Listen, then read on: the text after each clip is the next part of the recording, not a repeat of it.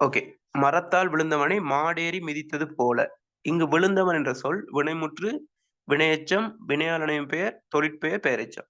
சரியா? அப்ப நம்ம அந்த தொடர வாசிக்கிறோம். தொடர வாசிச்சுட்டு அதுல உள்ள அந்த குறிப்பிட்ட சொல்ல கவனிக்கிறோம். இப்ப நம்ம பார்க்கும்போது என்ன செய்யணும்னா, அந்த அந்த அந்த சொற்றொடரோட இணைச்சு தான் அந்த சொல்ல பார்க்கணும். குறிப்பிட்ட சொல்ல. அப்ப இதுல குறிப்பிட்ட சொல் வந்து விழுந்தவன். தொடர் வந்து மரத்தால் விழுந்தவனை மாடேறி மிதித்தது போல. அப்ப இதன் அடிப்படையில பார்க்கும்போது மிக சரியான விடை எது?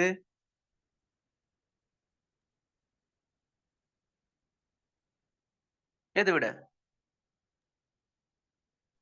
மூன்றாவது வினை வினைமுற்று அ மூன்றாவது விட வினையாளனையும் வினையாளனையும் பெயர்.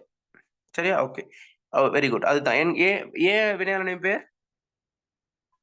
வினையாளனையும் பெயருக்கு வரைவிலக்கணத்த சொல்லுங்க. வினையடியாக பிறந்து வினையையும் காலத்தையும் வினைப்புரியும் கர்த்தாவையும் உணர்த்துவது. ஆ ஓகே. இப்ப விழுந்தவனை அப்படிங்கும்போது, அதுல வினை வந்து விழு என்கின்ற வினையடி இருக்கு. சரியா? ஓகே. அடுத்து வினையும் காலம். காலம் என்ன காலத்துல இருக்கு? இறந்த காலம், நிகழ்காலம், எதிர்காலமா? விழுந்தவனை. இறந்த காலம். வினைபுரியும் கர்த்தா? ஆண். அவன். அவன் அப்படிங்கிறது ஒரு மாற்று பெயர். அப்ப அவன்ங்கிற மாற்று பெயருக்கு உண்மையான பெயர் ஒரு ஏதாவது ஒரு பெயரா இருக்கலாம். ஒரு ரவியா இருக்கலாம், குமாரா இருக்கலாம். அது உங்களுக்கு நான் ஏற்கனவே படிப்பிச்சேன். அதன் அடிப்படையில அது. ஓகே. இப்ப நான் கேட்கிறேன். ஆ இந்த இப்ப இதுல தொழிற்பெயர் வர்ற மாதிரி சரியா? தொழிற்பெயர் விட வரணும். அப்ப அந்த விழுங்கிற வினை அடிய நம்ம தொழிற்பெயரா தொழிற்பெயர் என்ற விடையா வர்றதுக்கு நம்ம எப்படி அத மாத்தணும்? அந்த விழுங்கிற அ வினை அடிய வச்சு சொல்லுங்க. அத நீங்க தொழிற்பெயரா மாத்துங்க. வசனத்தோட பொருத்தாதீங்க. அந்த சொல்ல மட்டும் வச்சு சொல்லுங்க. தொழிற்பெயரா வர்றதுக்கு நம்ம என்ன என்ன செய்யலாம்? அந்த விழுங்கிற அடிய வச்சு ஒரு தொழிற்பெயர் ஒண்ணு சொல்லுங்க பாப்போம். அது என்ன கேட்டகரில இருக்கலாம்? காலம் காட்டுதலா இருக்கலாம், காலம் காட்டாததா இருக்கலாம், அல்லது எதிர்மறையா இருக்கலாம். பிரச்சனை இல்ல. விழுதல். விழுதல். Very good. விழுதல் சொல்லலாம். விழுந்தமைன்னு சொல்லலாம். அல்லது விழாமைன்னு சொல்லலாம். எப்படி வேணும் போடலாம். அப்ப உங்களுக்கு அப்படியே கேட்பாங்க பிள்ளைகள். கேட்டிருக்காங்க. விழு என்கின்ற வினை அடியை அடிப்படையாகக் கொண்டு அத அத வச்சு நம்ம என்ன செய்யணும்னு கேட்டா, தொழிற்பெயர் உண்டு, வினையாளனை பெயர் உண்டு. அப்ப நம்ம என்ன செய்யணும்னு கேட்டா, அப்ப தெரியும். விழுந்தவனைன்னா அது வந்து வினையாளனை பெயர். விழுதல் அல்லது அ விழு என்னது விழாமை, சரியா? விழுகின்றமை. அப்ப எதுக்குமே காட்டலாம். ஒரு உதாரணம் ஏதாவது சொன்னா சரி. அதாவது காலம் காட்டு தொழிற்பெயரா நம்ம போடலாம், அல்லது காலம் காட்டாத தொழிற்பெயரா போடலாம், அல்லது எதிர்மறை தொழிற்பெயரா போடலாம். அது நமக்கு பிரச்சனை இல்ல. நமக்கு ஏதோ ஒரு வகையில அதுக்கு விடை அளிச்சுட்டோம்னா சரி. இப்ப 2 புள்ளிகள் அதுக்கு உங்களுக்கு சிறுகுறிப்பு பகுதியில கிடைக்கும். ஓகே. அடுத்த கேள்விக்கு போவோம். பின்வருவனவற்றுள் கூட்டுப்பெயர். விடைய போடுங்க. கொள்கை, நடுகை, மலைக்கை, இருக்கை, வாழ்க்கை.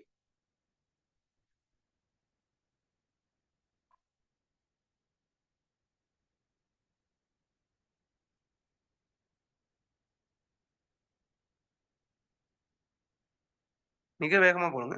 ஏன்னா எந்த அளவு தூரம் நம்ம எம்சிக்யூவ குயிக்கா செய்றோமோ, அத நம்ம அடுத்ததுக்கு வந்து நல்லா மேனேஜ் பண்ணலாம். மாடல் பேப்பர்ல. ஒரு பேப்பர்ல சுருக்கம், கட்டுரைகள் நல்ல நேரம் ஒதுக்கலாம். ஏன்னா அதுக்கெல்லாம் நேரம் நம்ம ஒதுக்கி தான் செஞ்சா தான் பூரணமா செய்யலாம். எம்சிக்யூ நம்ம என்ன செய்ய எவ்வளோ முடியுமோ அவ்வளோ குயிக்கா செஞ்சிடணும். அப்ப நம்ம பிராக்டிஸ் பண்ணியிருந்தா அந்த விஷயம் தலைப்பு விளங்கி இருந்தா சரி. ஓகே.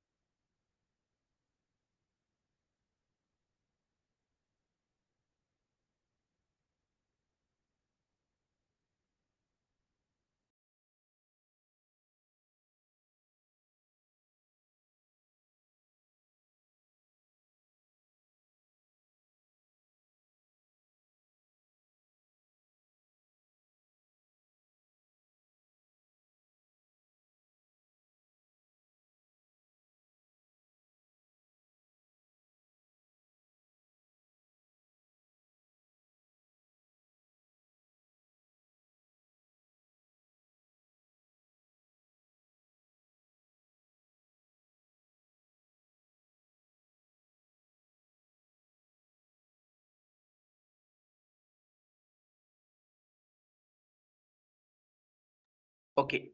பார்ப்போமா பிள்ளைகள்? Okay sir. ஓகே. எதை விட?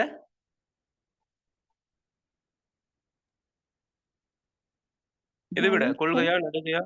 மலைக்கையா? மலைக்கைன்னு? வாழ்க்கை. வாழ்க்கை. ஓகே. வேற? வேற விடைகள்? மாற்று விடைகள்?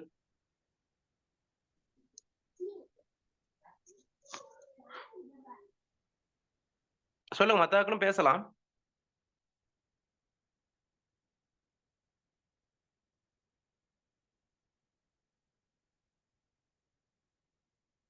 ஃபௌசியா? நிமேஷா? அமீரா? தனுஷ்யா? பேசுங்க. என்ன விட கூட? வாழ்க்கையா? எல்லாம் அன்மியூட் பண்ணி பேசலாம் பிள்ளைகள். பேசுங்க. என்ன விட? இருக்கை. இருக்கை. ஓகே. வேற விட? ஓகே. அப்ப இன்னும் உங்களுக்கு அது சந்தேகம் இருக்கு. அதாவது கூட்டு பேர்னா என்ன அப்படிங்கிறதுல சந்தேகம் இருக்கு. அப்ப நம்ம ஜோடியா பார்க்கிறோம். அதாவது கூட்டு பெயர், ஆக்க பெயர் 2யும் தொடர்புபடுத்தி நான் பார்க்கிறோம். அப்படியே உங்களுக்கு சிறு உறுப்பிலே கேள்வி வரும். அப்ப ஆக்க பெயர் எப்படி அமைப்பு எப்படி படிச்சோம்? ஆக்க பெயர் அமைப்பு எப்படி பார்த்தோம்?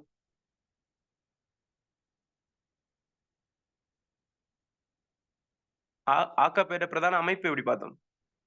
ஒரு பெயரோட விகுதி சொல்லுங்க. பெயர் சொல்லோட விகுதி அல்லது வினை சொல்லோட விகுதி வர்றது. விகுதி. அதெல்லாம் மேலதிகமா பார்த்தோம்னா ஈற்றாயல் திரிதல் அதெல்லாம் பார்த்தோம். அது நம்ம அடுத்த கட்டம். ஆனா பிரதானமா அதைத்தான் பார்க்கணும். அதே நம்ம கூட்டு பெயர் எப்படி பார்த்தோம் அமைப்பு? ஒரு பெயரும் பெயரும் சேருக, இல்லாட்டி ஒரு வினையும் வினையும் சேரு, இல்லாட்டி வினையும் வினையுமா? சாரி வினையும் பெயரும். பெயரும் பெயரும் வினையும் பெயரும். பெயரும் பெயருக்கு உதாரணம்? பாடம் பிளஸ் சாலை பாடசாலை. பாடம் பிளஸ் சாலை பாடசாலை. வினை பிளஸ் பெயருக்கு?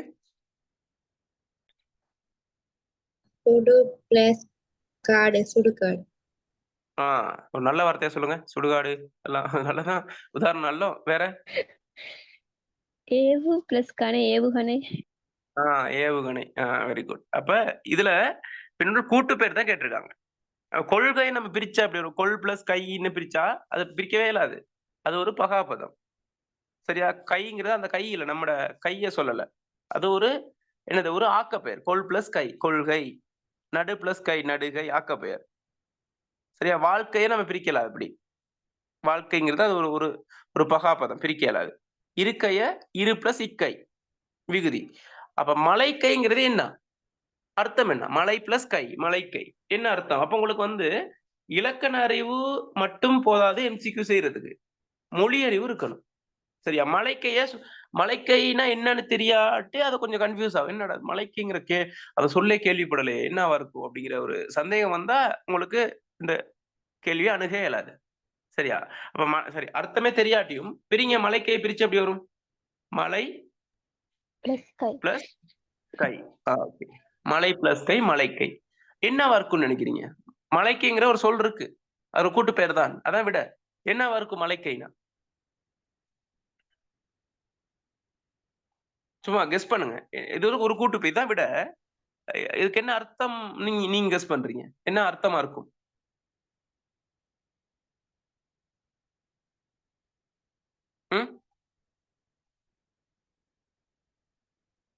தெரியாதா? ஓகே. மலைன்னு என்ன? மழை பெய்யுற மழை. ஓகே. கைனா சாதாரண நமக்கு தெரிஞ்ச கை, உடல் உறுப்பு கை. ஓகே. இதுல என்ன கேட்டா பிள்ளைகள், மலைக்கை என்னன்னு கேட்டா, அதாவது மற்றவர்களுக்கு வாரி வாரி வழங்குறவங்க. அவங்களோட கை மலைக்கை, மலை போன்ற கை.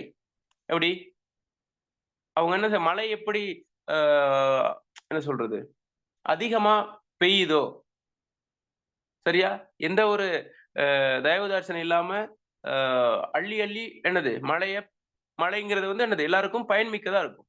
அது குறிப்பிட்ட அளவா இருக்காது, பரந்த அளவுல இருக்கும். இப்போ மலைங்கிறது ஒரு பாரிய அளவு, ஒரு அதிகமான அப்படிங்கிற மாதிரி ஒரு தான் மலைங்கிறது. அது அந்த அர்த்தம் இலக்கிய ரீதியா பார்க்கும்போது. கைங்கிறது கொடுக்கிற கை.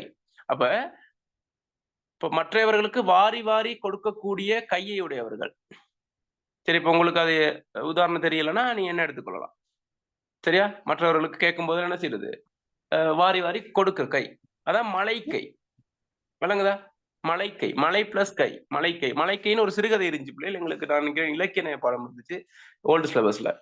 சரி, அதுல மலைக்கை அப்படிங்கிற ஒரு ஒரு சிறுகதை தலைப்பு. சரியா? அப்ப அது அந்த சிறுகதையை படிச்சனால தான் எனக்கு இதே தெரியும். மலைக்கைனா இதுதான் அர்த்தம் அப்படின்ட்டு. ஆனா மாணவர்களுக்கு அந்த அந்த அந்த சிலபஸ் படிக்காத மாணவர்களுக்கு தெரியாது. அதுதான் இப்படித்தான் பிள்ளைகள் நம்மள எப்படி எந்த அளவு தூரம் நம்மள வந்து அந்த எம்சிக்யூல விடை அளிக்க முடியாத அளவுக்கு செய்யலுமோ அந்த அளவு செய்வாங்க எம்சிக்யூல. அது எல்லா கேள்வியும் இல்ல, குறிப்பிட்ட கேள்வி. அந்த அந்த குறிப்பிட்ட கேள்வி, அந்த கடினமான கேள்வியும் நம்மளால செய்ய முடிஞ்சுச்சுன்னா 20க்கு 20 எடுத்துடலாம். விளங்குதா? அதையும் நம்ம சிரமப்பட்டோம்னா அதனால தான். இதுல வந்து நல்ல தரமான, நல்ல ஒரு திறமையான மாணவர்களுக்கு தான் இத அணுக முடியும். இந்த மாதிரி கேள்விகள்லாம். அது மொழி அறிவு இருக்கணும், பிளஸ் இலக்கண அறிவு இருக்கணும். சரியா? அப்ப விட வந்து மலைக்கை என்பது சரியான விடை. சரியா? ஓகே. அப்ப புரிதல் ரொம்ப முக்கியம். அத கொஞ்சம் பார்த்துக்கொள்ளுங்க. ஓகே. பின்வருவனவற்றுள் காலம் காட்டும் தொழிற்பெயர். விடையப்படும். காலம் காட்டும் தொழிற்பெயர்.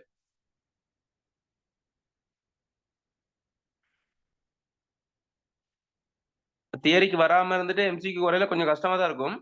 சரியா? அப்படி சொல்லியல் வராம, சொல்லியல் படிக்கும்போது வராம எம்சிக்கு மட்டும் வரவங்க இருக்கீங்களா? நவீன் வந்திருக்காரு. வேற யாரும் இருக்கீங்களா இல்லையே?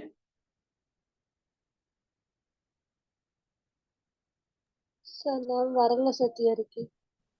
ஓகே. ரெக்கார்டிங் கிடைச்சா உங்களுக்கு? இல்ல சார்.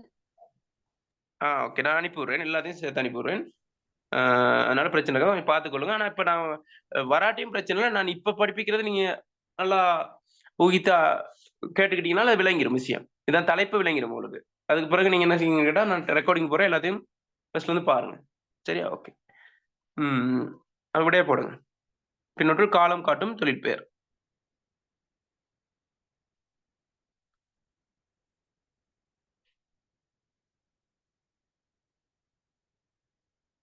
ஓகே. அப்ப தொழிற்பெயரை நம்ம அடிக்கடி அதே சொல்லி தான் நான் சொல்லுவேன். ஏன்னா உங்களுக்கு இதே தான் வரப்போகுது. இதே தான் பாஸ் பேப்பர்ல கேட்கிற கேள்வியை விட மாத்தி போடுவாங்க. தலைப்பு அதே தான். தொழிற்பெயர் வரும், வினையாளனின் பெயர் வரும், ஆக்கப்பெயர் வரும், கூட்டு பெயர் வரும். இந்த தலைப்புகள் தான் வரப்போகுது உங்களுக்கு. வேற எங்க இருந்தும் வராது. உங்களோட சிலபஸ்ல இருந்து தான் வரப்போகுது. இந்த தலைப்புகள் தான் வரப்போகுது. அதனால தான் அடிக்கடி அந்த வரைவிலக்கணத்தோட தொடர்புபடுத்தி கேட்டுக்கிட்டு இருக்காங்க உங்களை. சரியா? அப்ப இதுல கேட்டிருக்காங்க, என்ன கேள்வி கேட்டிருக்காங்க? பின்னொன்றுள் காலம் காட்டும் தொழிற்பெயர். அப்ப காலம் காட்டும் தொழிற்பெயர் அமைப்பு எப்படி வரும்? அமைப்பை சொல்லுங்க. காலம் காட்டும் தொழிற்பெயர் அமைப்பு எப்படி பார்த்தோம்? வினையடி கால இடைநிலை பிளஸ் கால இடைநிலை பிளஸ் அது அல்லது மை. அது அல்லது மை. ஓகே. அப்ப இதுல கொடுக்கல் என்பது என்ன வகைக்குள்ள வருது? காலம் காட்டும் தொழிற்பெயரா, காட்டாத தொழிற்பெயரா, எதிர்மறை தொழிற்பெயரா? கொடுக்கல் அல் விகுதி வரனால என்னது? காலம் காட்டாத தொழிற்பெயர். வாங்கல் காலம் காட்டா தொழிற்பெயர். போகாமை எதிர்மறை தொழிற்பெயர். வறுமை எதுக்குள்ள வரும்?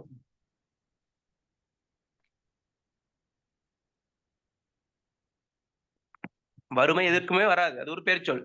ஏன்னா அவ மைங்கிற நிறைய பேர் என்ன சொல்லுவாங்க, மை விகுதி வந்தனால என்னது? இப்ப மை விகுதினா அது என்ன சொல்றது? அந்த எல்லா மைன்னு வந்தாலே அது விகுதியா ஏற்றுக்கொள்ளாது. இப்ப வெண்மை அப்படிங்கிறோம். அதெல்லாம் விகுதியா ஏற்றுக்கொள்ளாது. சரியா? அதனால இதுல போனமை என்பதுதான் சரியான விடை. போனமையை பிரிச்சோம்னா எப்படி வரும்? அமைப்படிப்படையில் பிரிச்சோம்னா சொல்லுங்க. போ பிளஸ் சொல்லுங்க. போ பிளஸ் சொல்லுங்க. போனமே பிரிங்க. போ plus in plus plus my. அப்ப இந்த இடத்துல ஏங்கிறது வந்து ஒரு என்னது எச்ச விகுதியா இருக்கும். சரியா? நம்ம அது இடையில வரும். அது ஆனா அமைப்பு அடிப்படையில நம்ம வினையடி கால இடைநிலை அது அல்லது மைன் தான் போடுறோம். ஆனா இந்த இடையில வந்து இந்த எச்ச விகுதி வரும். சரியா? அத கொஞ்சம் பார்த்துக்கணும். அப்ப போ பிளஸ் இன் பிளஸ் மை தான் பிரதானமா பார்த்தா. சரி, அப்ப போனமை. என்ன காலத்துக்கு வந்திருக்கு? இறந்த காலம். இறந்த காலத்துக்கு வந்திருக்கு. அப்ப விளங்குதா? பின்ன காலம் காட்டும் தொழிற்பெயர் எப்படி கண்டுபிடிக்கிறதுன்ட்டு? ஆம் சார். ஓகே. அடுத்த கேள்விக்கு போங்க. பின்வருவற்றுள் பண்பு தொகை. வருவிருந்து, நறுமணம், உருபகை, மலர்வனம், செய்வினை.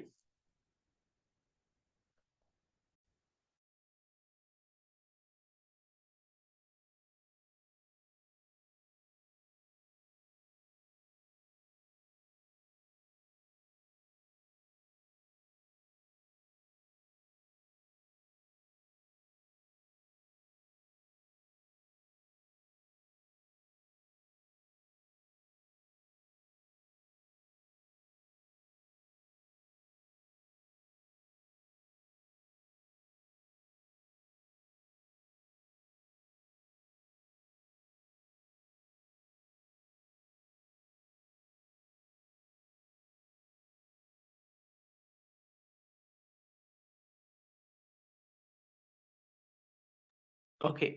இதை விட வருவிருந்தா, நறுமணமா, உருபகையா, செய்வினையா, மலர்வனமா? மலர்வனம். மலர்வனம். வேற வேற விட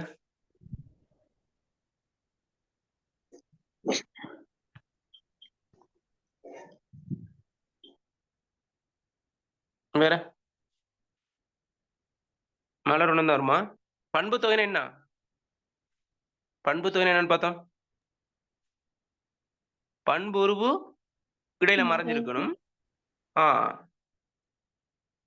அப்ப பண்புருவு இடையில மறைஞ்சிருக்க முதலாவது பண்பை உணர்த்தும் பெயரும் பிளஸ் ஒரு பெயர் சொல்லும் இணைந்து வரதுதான் பண்பு தொகைன்னு பார்த்தோம்.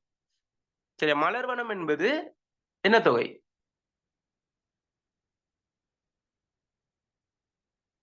என்ன தொகை?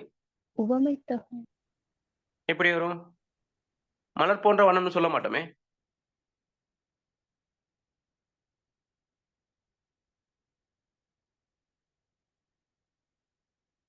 மலர்வனம் மலர்வனம் அப்படிங்கும்போது 2 தொகையா பார்க்கலாம். ரெண்டாவது வினை தொகையா பார்க்கலாம். வினை தொகையா பார்த்தா எப்படி வரும்? 3 காலத்துக்கு மாத்த முடியுதான்னு பாருங்க. எப்படி வரும்? மலர்ந்த வனம், மலர்கின்ற வனம், மலரும் வனம். ஓகே. வேற்றுமை தொகை. Very good. வேற்றுமை தொகையா பார்த்தா மலரால் ஆன வனம், மலரால் மலரையுடைய வனம். ஆனா மிக பிரதானமா பார்த்தா ரொம்ப பொருத்தம் மலராலான வனம். வனம். அந்த வனம் வந்து ஃபுல்லா மலர்களால் ஆன வனமா இருக்கு. பூந்தோட்டம் மாதிரி. சரியா? ஓகே. அப்ப அது வராது. செய்வினை என்ன தொகைக்குள்ள வரும்? செய்வினை என்பது நமக்கு பிடிக்காத ஒருவருக்கு தேசிக்காயை கொண்டு பூசாரியை வைத்து செய்வதா? இல்ல சார், வினைத்தொகை. வினைத்தொகை. அது 3 காலத்துக்கு மாத்த முடியுதான்னு பாருங்க. செய்யும் வினை, செய்கின்ற வினை, செய்த வினை. செய்த வினை. அப்ப என்ன தொகைக்குள்ள வரும்? வினைத்தொகை. வினைத்தொகை. ஓகே. உருவகை என்பது? உருவகை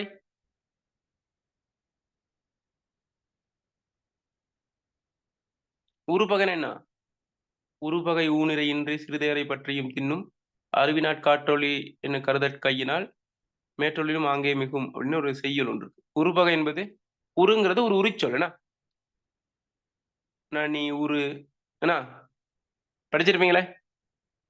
அப்ப உரிச்சொல்லும் ஒரு பகையும் வருது, பகைங்கிற சொல்லும் வருது. அப்ப அது அப்படி வந்து பண்பு தொகைக்குள்ள வருமா? மிகுதியான பகை, அதிகமான பகை, ஒரு அந்த மாதிரி இதுக்குள்ளதான் வரும். சரி, அது பொருத்தம் இல்ல. நறுமணத்தை பிரிச்சா? நறுமணம் பிரிங்க.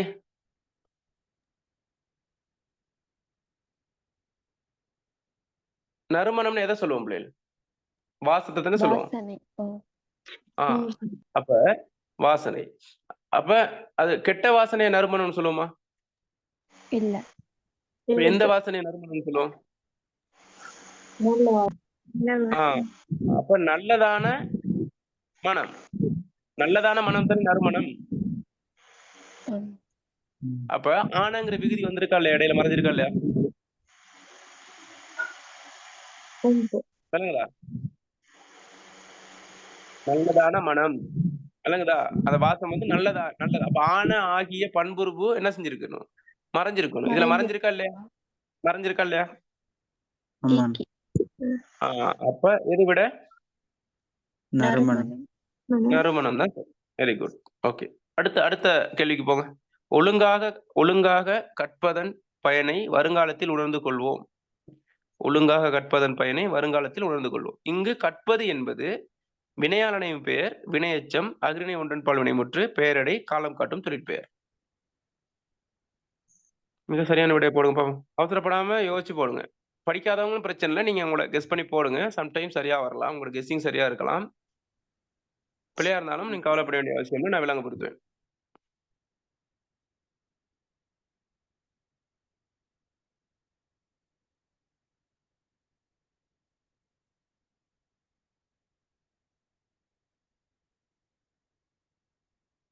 இப்போ முதல்ல அந்த தொடரா பாருங்க. அதுக்கு அது குறிப்பிட்ட சொல்ல பாருங்க. பொருத்தி பாருங்க.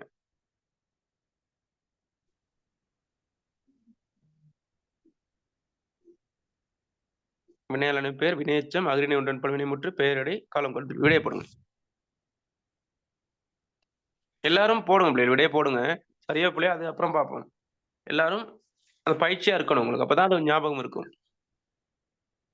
கற்பதன் பயனை வருங்காலத்தில் உணர்ந்து கொள்வோம். கற்பது என்பது வினையெச்சம், அஃறிணை ஒன்றன் பால் பெயரடை, காலம் காட்டும் தொழிற்பெயர்.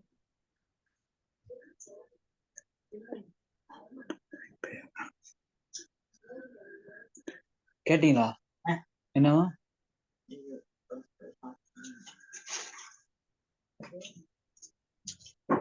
நவீன் மைக்க மியூட் பண்ணுங்க.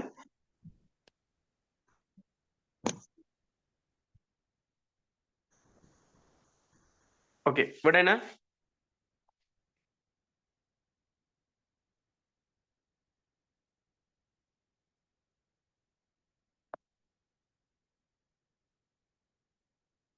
விடை என்ன பிள்ளைகள்? சொல்லுங்க வாய் திறந்து.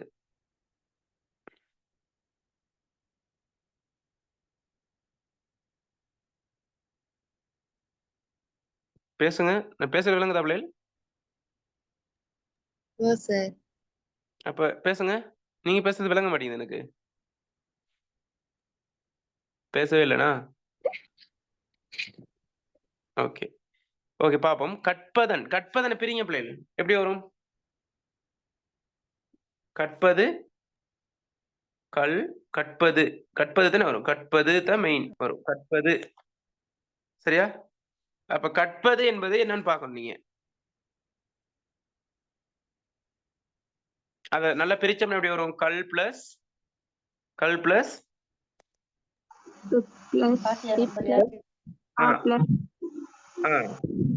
அல்ல அதுன்னு போடணும். அது கற்பது. சரியா? கல் பிளஸ் இப் பிளஸ் அது கற்பது. சரியா? அப்படிதான் வரும். ஓகே. அப்ப நீங்க கற்பதுன்னு வந்திருந்தா கண்டுபிடிச்சிருப்பீங்க. கற்பதன் வரையில தான் சிக்கலாகுது. விளங்குதா? என்ன அதோட அத ஜாயின் பண்ணலாம் தானே. இப்ப எப்படி சொல்றது? இப்ப தொழிற்பெயரை இப்ப வினையாளனின் பேர்னு வைங்களேன். இப்ப வந்தவன் அப்படிங்கிறது வினையாளனின் பேர் தான். வந்தவனைன்னு சொன்னாலும் வினையாளனின் பேர் தானே. வேற்றுமை உருவு ஏற்றாலும் அது வினையாளனின் பேர் தான். வேற்றுமை உருவு ஏற்காட்டியும் அது வினையாளனின் பேர் தான். அந்த மாதிரி கற்பது என்பது வினையாளனின் பேர், தொழிற்பெயர் தான். கற்பதன் அப்படின்னு சொன்னாலும் தொழிற்பெயர் தானே. விளங்குது என்ன சொல்றேன்ட்டு? அந்த சொல்லுக்கு மேலதிகமா நம்ம பொருத்தி வேற ஏதாவது கொண்டுட்டு போகலாம். அதை பில்டப் பண்ணி கொண்டுட்டு போகலாம். விளங்குதா என்ன சொல்றேன்ட்டு? ஆனால் நமக்கு அந்த உள்ளுக்குள்ள இருக்கும் அந்த இது. அந்த அமைப்பு அந்த தொழிற்பெயர் அமைப்பு அல்லது வினையாளனின் அமைப்பு அதுக்குள்ள இருந்தா போதும். அதுக்கு மேலதிகமா வரத நம்ம அத பார்த்துட்டு தான் நம்ம என்ன செய்றது? நம்ம படிச்சது வந்து கடைசியில வந்து அதுங்கிற எத்தனை விகுதி வரும் தொழிற்பெயர்ல. அதே வினையாளனின் பேர்னா அவன்ங்கிறது எத்தனை வரும் அப்படிங்கிற மாதிரி ஒரு மைண்ட் செட் வச்சிருந்தோம்னா சிக்கலாயிரும். அப்ப எது விடன்னு சொல்லுங்க இப்ப நீங்க? எது விட இதுல? இப்ப சரி சொல்லுங்க. அது வந்து தொழிற்பெயர்ன்னு சொல்லிட்டேன். அப்ப எதை விட?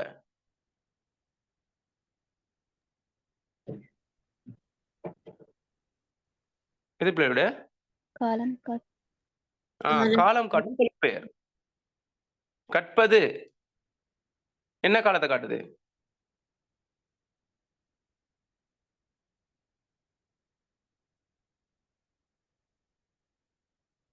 என்ன காலத்தை காட்டுது?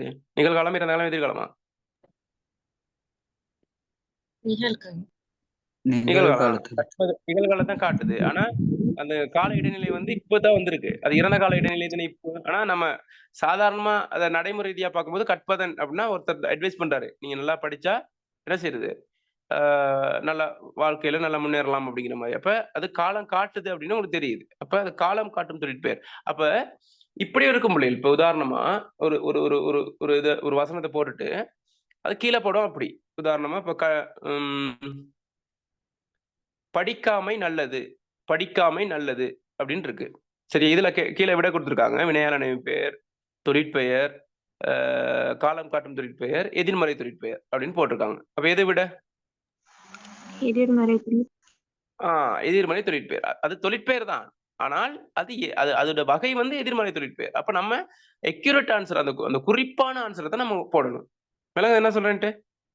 இப்போ எம்சிக்யூவை எப்படி தயாரிக்கிறாங்கன்னு உங்களுக்கு சொல்றேன். விளங்குதா உங்களுக்கு? எப்படி உங்களை வந்து குழப்பறதுக்கு செய்யறாங்க வேலை அப்படிங்கிறத உங்களை ஒன்று ஒன்றா சொல்லிட்டு போறேன். விளங்குதா? அப்ப அதுல இருந்து நம்ம என்ன செய்யணும்? அதை நல்லா ஃபில்டர் பண்ணி எடுத்து தான் அதை விடையை கண்டுபிடிக்கணும். மேலோட்டமா பார்த்தோம்னா மேலோட்டமா தொழிற்பெயர்னு போட்டு போயிடுவாங்க. அதான் தொழிற்பெயர் தான் அது அப்படின்ட்டு. ஆனா கீழே உள்ள இதை என்னது பார்த்துருக்க மாட்டோம். இப்படி ஒரு விடை இருக்குங்கிறத பார்த்துருக்க மாட்டோம். அவசரத்துல மற்ற விடையெல்லாம் வாசிக்கிறது இல்லை. டக்குனு அதுங்கிறது கண்டவனே டக்குனு என்னது அது தொழிற்பெயர் அப்படின்னு அப்படியே அவசரப்பட்டுறக்கூடாது. சரியா? ஓகே, கொஞ்சம் பார்த்துக்கொள்ளணும். அடுத்து போ என்ற வினையின் செய்து என்னும் வாய்ப்பாட்டு வினை. போ என்ற வினையின் செய்து என்னும் வாய்ப்பாட்டு வினை.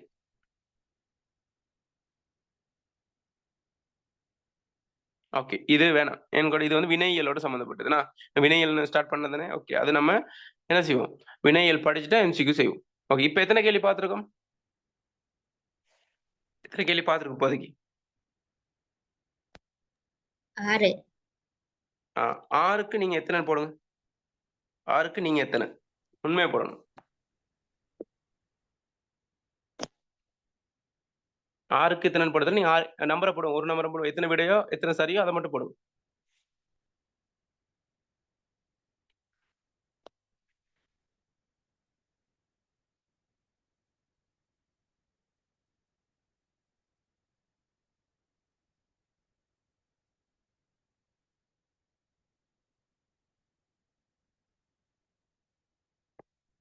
ஓகே, இல்லை 4 தான் எடுத்துறீங்க.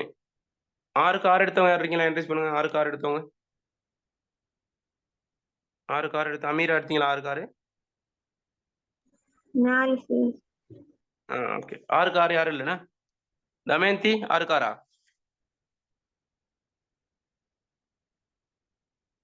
தமயந்தி எத்தனை? Sir 4 sir. இல்லைங்களா? Sir 4 sir.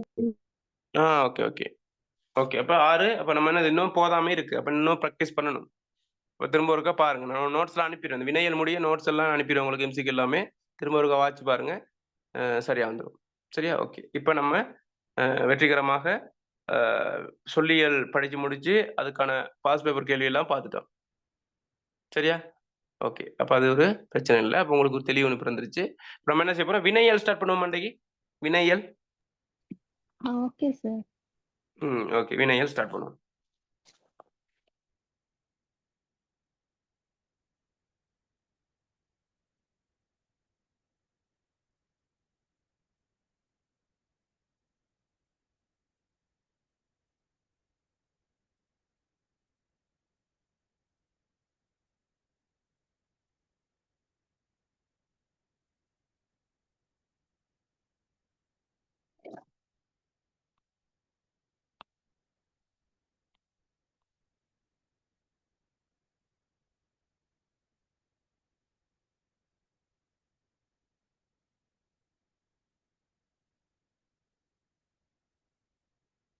ஓகே.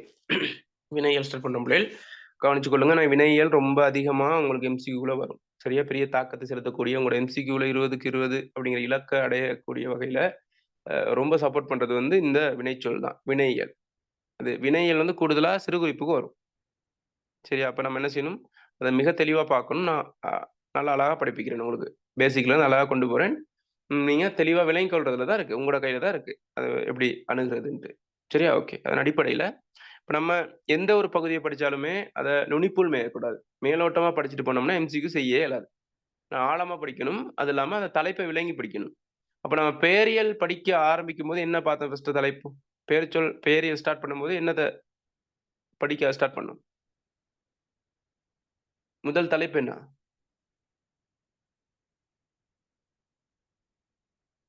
பெயர்ச்சொல்லின் பண்புகள்.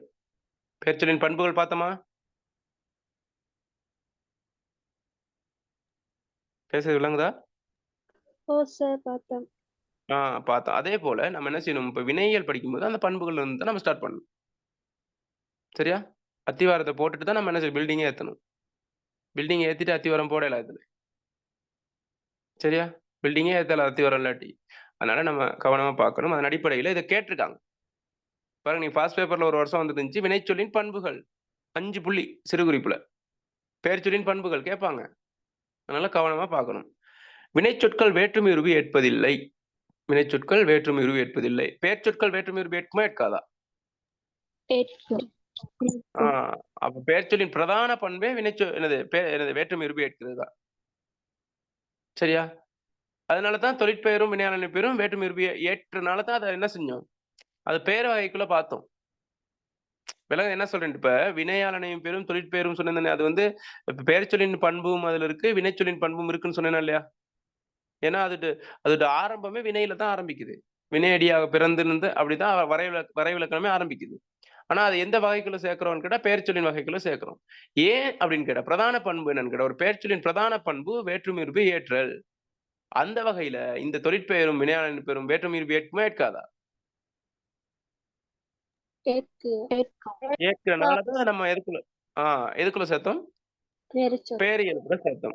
அப்ப வினைச்சொல்லின் பண்புக்குள்ள பார்க்கும்போது இது வேற்றுமை உருவு ஏற்காது. வினைச்சொல் வந்து என்னது? வேற்றுமை உருவு ஏற்காது. முதலாவது பண்பு. சரி வினைச்சொல்னு சொல்லுங்க. வினைச்சொல்னு சொல்லுங்க. படித்தான். படித்தான். பிளஸ் ஏதாச்சும் வேற்றுமை உருவு சேருங்க. ஐ சேருங்க. படித்தானைன்னு சொல்லிருங்க. படித்தவனைன்னு சொல்லலாம். படித்தவனைன்னு சொல்லலாம். அது வந்து படித்தவன், படித்த அவன் ஐ. அப்ப அது என்னது? வினையாளனை பேருக்குள்ள போயிடும். விளங்குதா உங்களுக்கு என்ன சொல்றது? அது வினையாளனை பேருக்குள்ள போயிடும். அது வினை சொல்லாது. வினைச்சொல் அல்லது பெயர்ச்சொல். அப்ப வினைச்சொற்கள் வேற்றுமை உருவு ஏற்காது. முதலாவது பண்பு. வினைச்சொற்கள் செயலை உணர்த்தும். வினைச்சொல்னா வினைனாலே செயல் தானே. அப்ப செயலை தானே உணர்த்தும். அப்புறம் 2வது பண்பு. இப்ப வந்தான்னா வர்ற செயல். போனான்னா போற செயல். நின்றானா நிக்கிற செயல். ஓகே. வினைச்சொற்கள் ஏவல் பொருளில் வரும். அதுக்கு ஏதாவது உதாரணம் சொல்லுங்க. வினைச்சொற்கள் எப்படி ஏவல் பொருள்ல வரும்?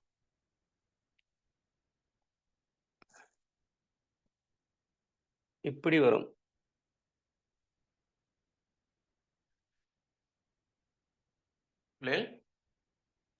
ஏவல்னா என்ன? ஒருத்தருக்கு நாங்க கட்டளை இடுறது. ஒரு செயலை செய்ய சொல்லி கட்டளை இடுறது ஏவல். சரியா? ஓகே. கொஞ்சம் ஒரு நிமிஷம்.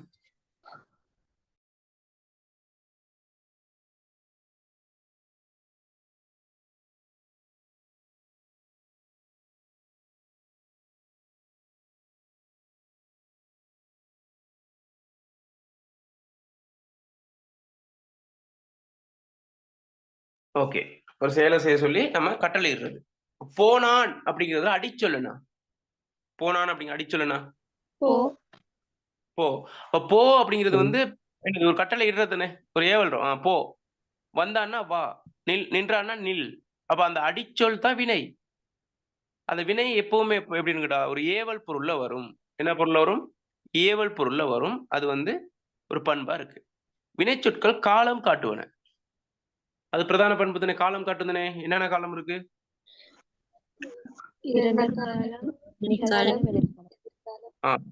ஓகே, சரியா? ஓகே.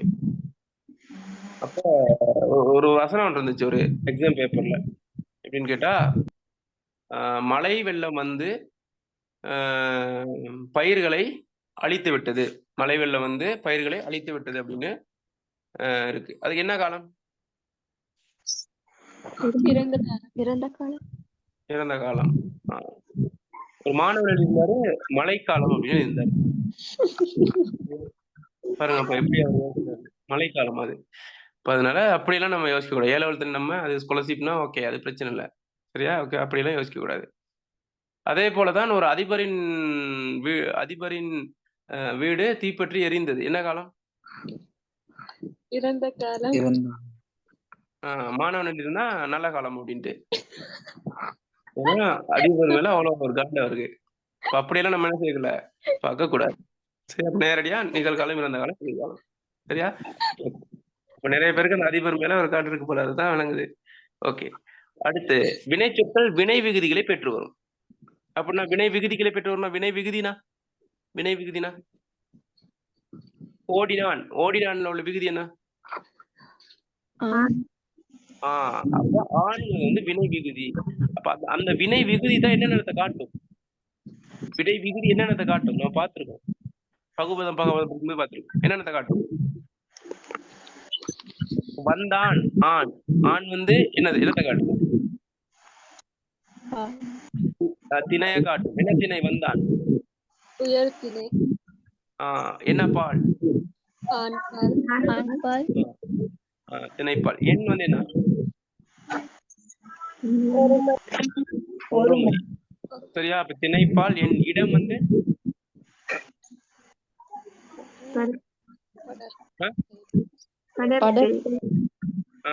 அவன் திணை. ஓகே, அப்ப அந்த மாதிரி காட்டும். வினை சொற்கள் வினை விகுதிகளை பெற்று வரும். சரி, மைக்க கொஞ்சம் மியூட் பண்ணுங்க. பேசும்போது மட்டும் மியூட் பண்ணுங்க, பேசும்போது அன்மியூட் பண்ணி பேசுங்க. ஓகே. வினை சொற்கள் வினை விகுதிகளை பெற்று வரும். ஓகே. வினை சொற்கள் வினை அடைகளை பெற்று வரும். வினை அடைனா என்ன? ஒரு சிறப்பிக்கிற ஒரு பொருள். என்னது? இப்ப நம்ம முகத்துக்கு அழகுக்காக நம்ம கிரீம் போடுற மாதிரி சொற்கள் அழகுபடுத்துறதுக்காக அடையப்படும். ஓடினான், வேகமாக ஓடினான். நடந்தான், மெதுவாக நடந்தான். அந்த மாதிரி. சரியா? ஓகே. இதுதான் பிள்ளைகள் வினைச்சொல்லின் பண்புகள். சரியா? அப்ப முதலாவது பண்பு என்ன? வினைச்சொல் வேற்றுமொருப்பை ஏற்காது. இரண்டாவது பண்பு செயலை உணர்த்தும். மூன்றாவது பண்பு ஏவல் பொருளில் வரும். ஏவல் பொருளில் வரும். நான்காவது பண்பு அடுத்து வினை விகுதிகளை பெற்று வரும். அடுத்து அடைகளை பெற்று வரும். அவ்வளவுதான் விஷயம். அப்ப இதெல்லாம் சேர்த்து நீங்க எல்லாத்தையும் தொகுத்து எழுதிட்டு விளக்கு கீழே உதாரணம் போட்டு கொடுத்தீங்கன்னா 5 மார்க்ஸ் அழகா வந்துடும். சரியா? 5 மார்க்ஸ் அவ்வளவு. அப்படித்தான் நம்ம எடுக்கிறது. இப்ப நீங்க நான் பொய் சொல்றேன்னா நீங்க பாருங்க, பாஸ் பேப்பர்ல இந்த மாதிரி ஒரு கேள்வி வந்திருக்கா இல்லையான்னு பாருங்க. சரியா? அது வந்து நேரடியா வரும். அதனால பண்புகள் ரொம்ப முக்கியம். ஓகே. அடுத்து இப்ப நம்ம பார்க்க போறோம் நேரடியாக வினைச்சொல்லின் வகைகளை பார்க்க போறோம். ரொம்ப முக்கியமான பகுதிக்குள்ள நினைஞ்சிருக்கும் பிள்ளைகள், நல்லா அவதானமா கேட்டுக்கணும். முதலாவது தனிவினையும் கூட்டுவினை. தனிவினை கூட்டுவினை இது ரொம்ப முக்கியம். அடிக்கடி வருது. தனிவினை கூட்டுவினை. அவன் நேரடியா பார்க்கும்போது அது இது தானே விஷயம் அப்படிங்குமோ, ஆனா அதுக்குள்ள கேள்வியா பார்க்கும்போது கொஞ்சம் கடினப்படும். அதனால கொஞ்சம் நல்லா தெளிவா பார்த்துக்கொள்ளுங்க. தனிவினை கூட்டுவினை. சரியா? பாருங்க, வரைவிலக்கணத்தை பாருங்க. வினைச்சொற்கள் அவற்றின் அமைப்பின் அடிப்படையில் தனிவினை கூட்டுவினை என இருவகைப்படும். அமைப்புனா நம்ம பிரிச்சு பார்க்கிறோம், அதான் அமைப்புங்கிறது. சரியா? இப்ப கூட்டு போயிட்டு அமைப்பு பார்த்தோம் தானே, வினையாளன் போயிட்டு அமைப்பு பார்த்தோம். அந்த மாதிரி வினைச்சொல்ல நம்ம பிரிக்கும் போது அதான் அமைப்பு. இப்ப அமைப்பின் அடிப்படையில் தனிவினை கூட்டுவினை நம்ம 2 வகை பிரிக்கலாம். சரியா? பாருங்க, அடுத்து பகாப்பதமாக அமையும் வினையடியை தனிவினையடி என்ன? பாருங்க, பகாப்பதமாக அமையும் வினையடி இப்படித்தான் எழுதணும். தனிவினைனா தனியாக இருக்கும் வினை தனிவினை, கூட்டாக இருக்கும் வினை கூட்டு வினைலாம் எழுதுறது இல்ல. எனது பகாப்பதமாக அமையும் வினையடியை தனிவினையடி எனலாம். அவ்வகையில் தனிவினை அடிகளை அல்லது தனிவினை அடிகளை கொண்ட வினை சொற்களை தனிவினை என்பர். என்ன சொல்ல வருதுன்னு கேட்டா பிள்ளைகள், இப்ப போனான் அதை பிரிங்க.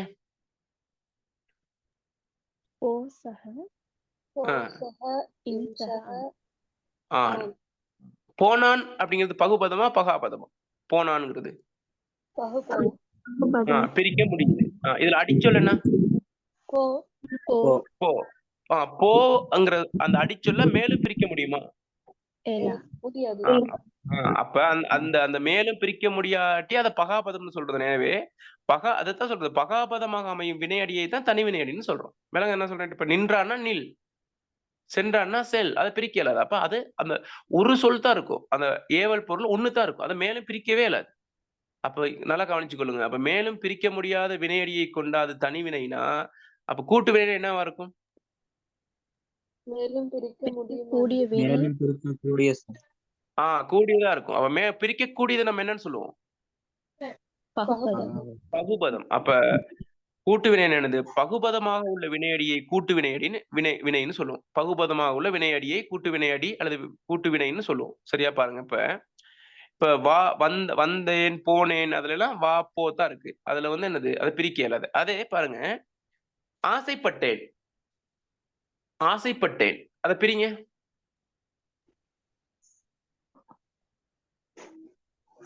ஆசைப்பட்டேன் பிரிங்க.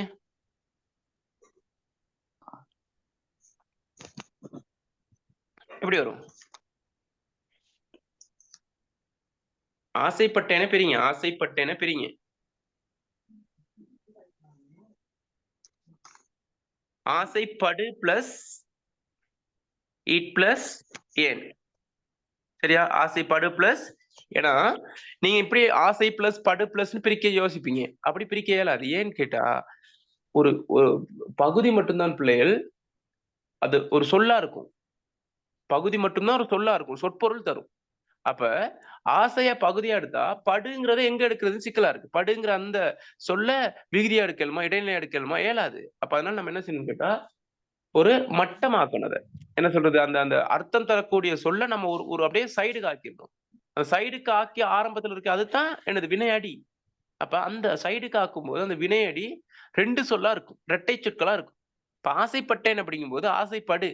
அப்ப அதுல 2 சொல் இருக்கு, ஒண்ணு ஆசை, இன்னொன்னு படு. எனவே இத அப்ப ஆசைப்படுங்கிற அந்த வினைய நம்ம மேலும் பிரிக்க முடியுது.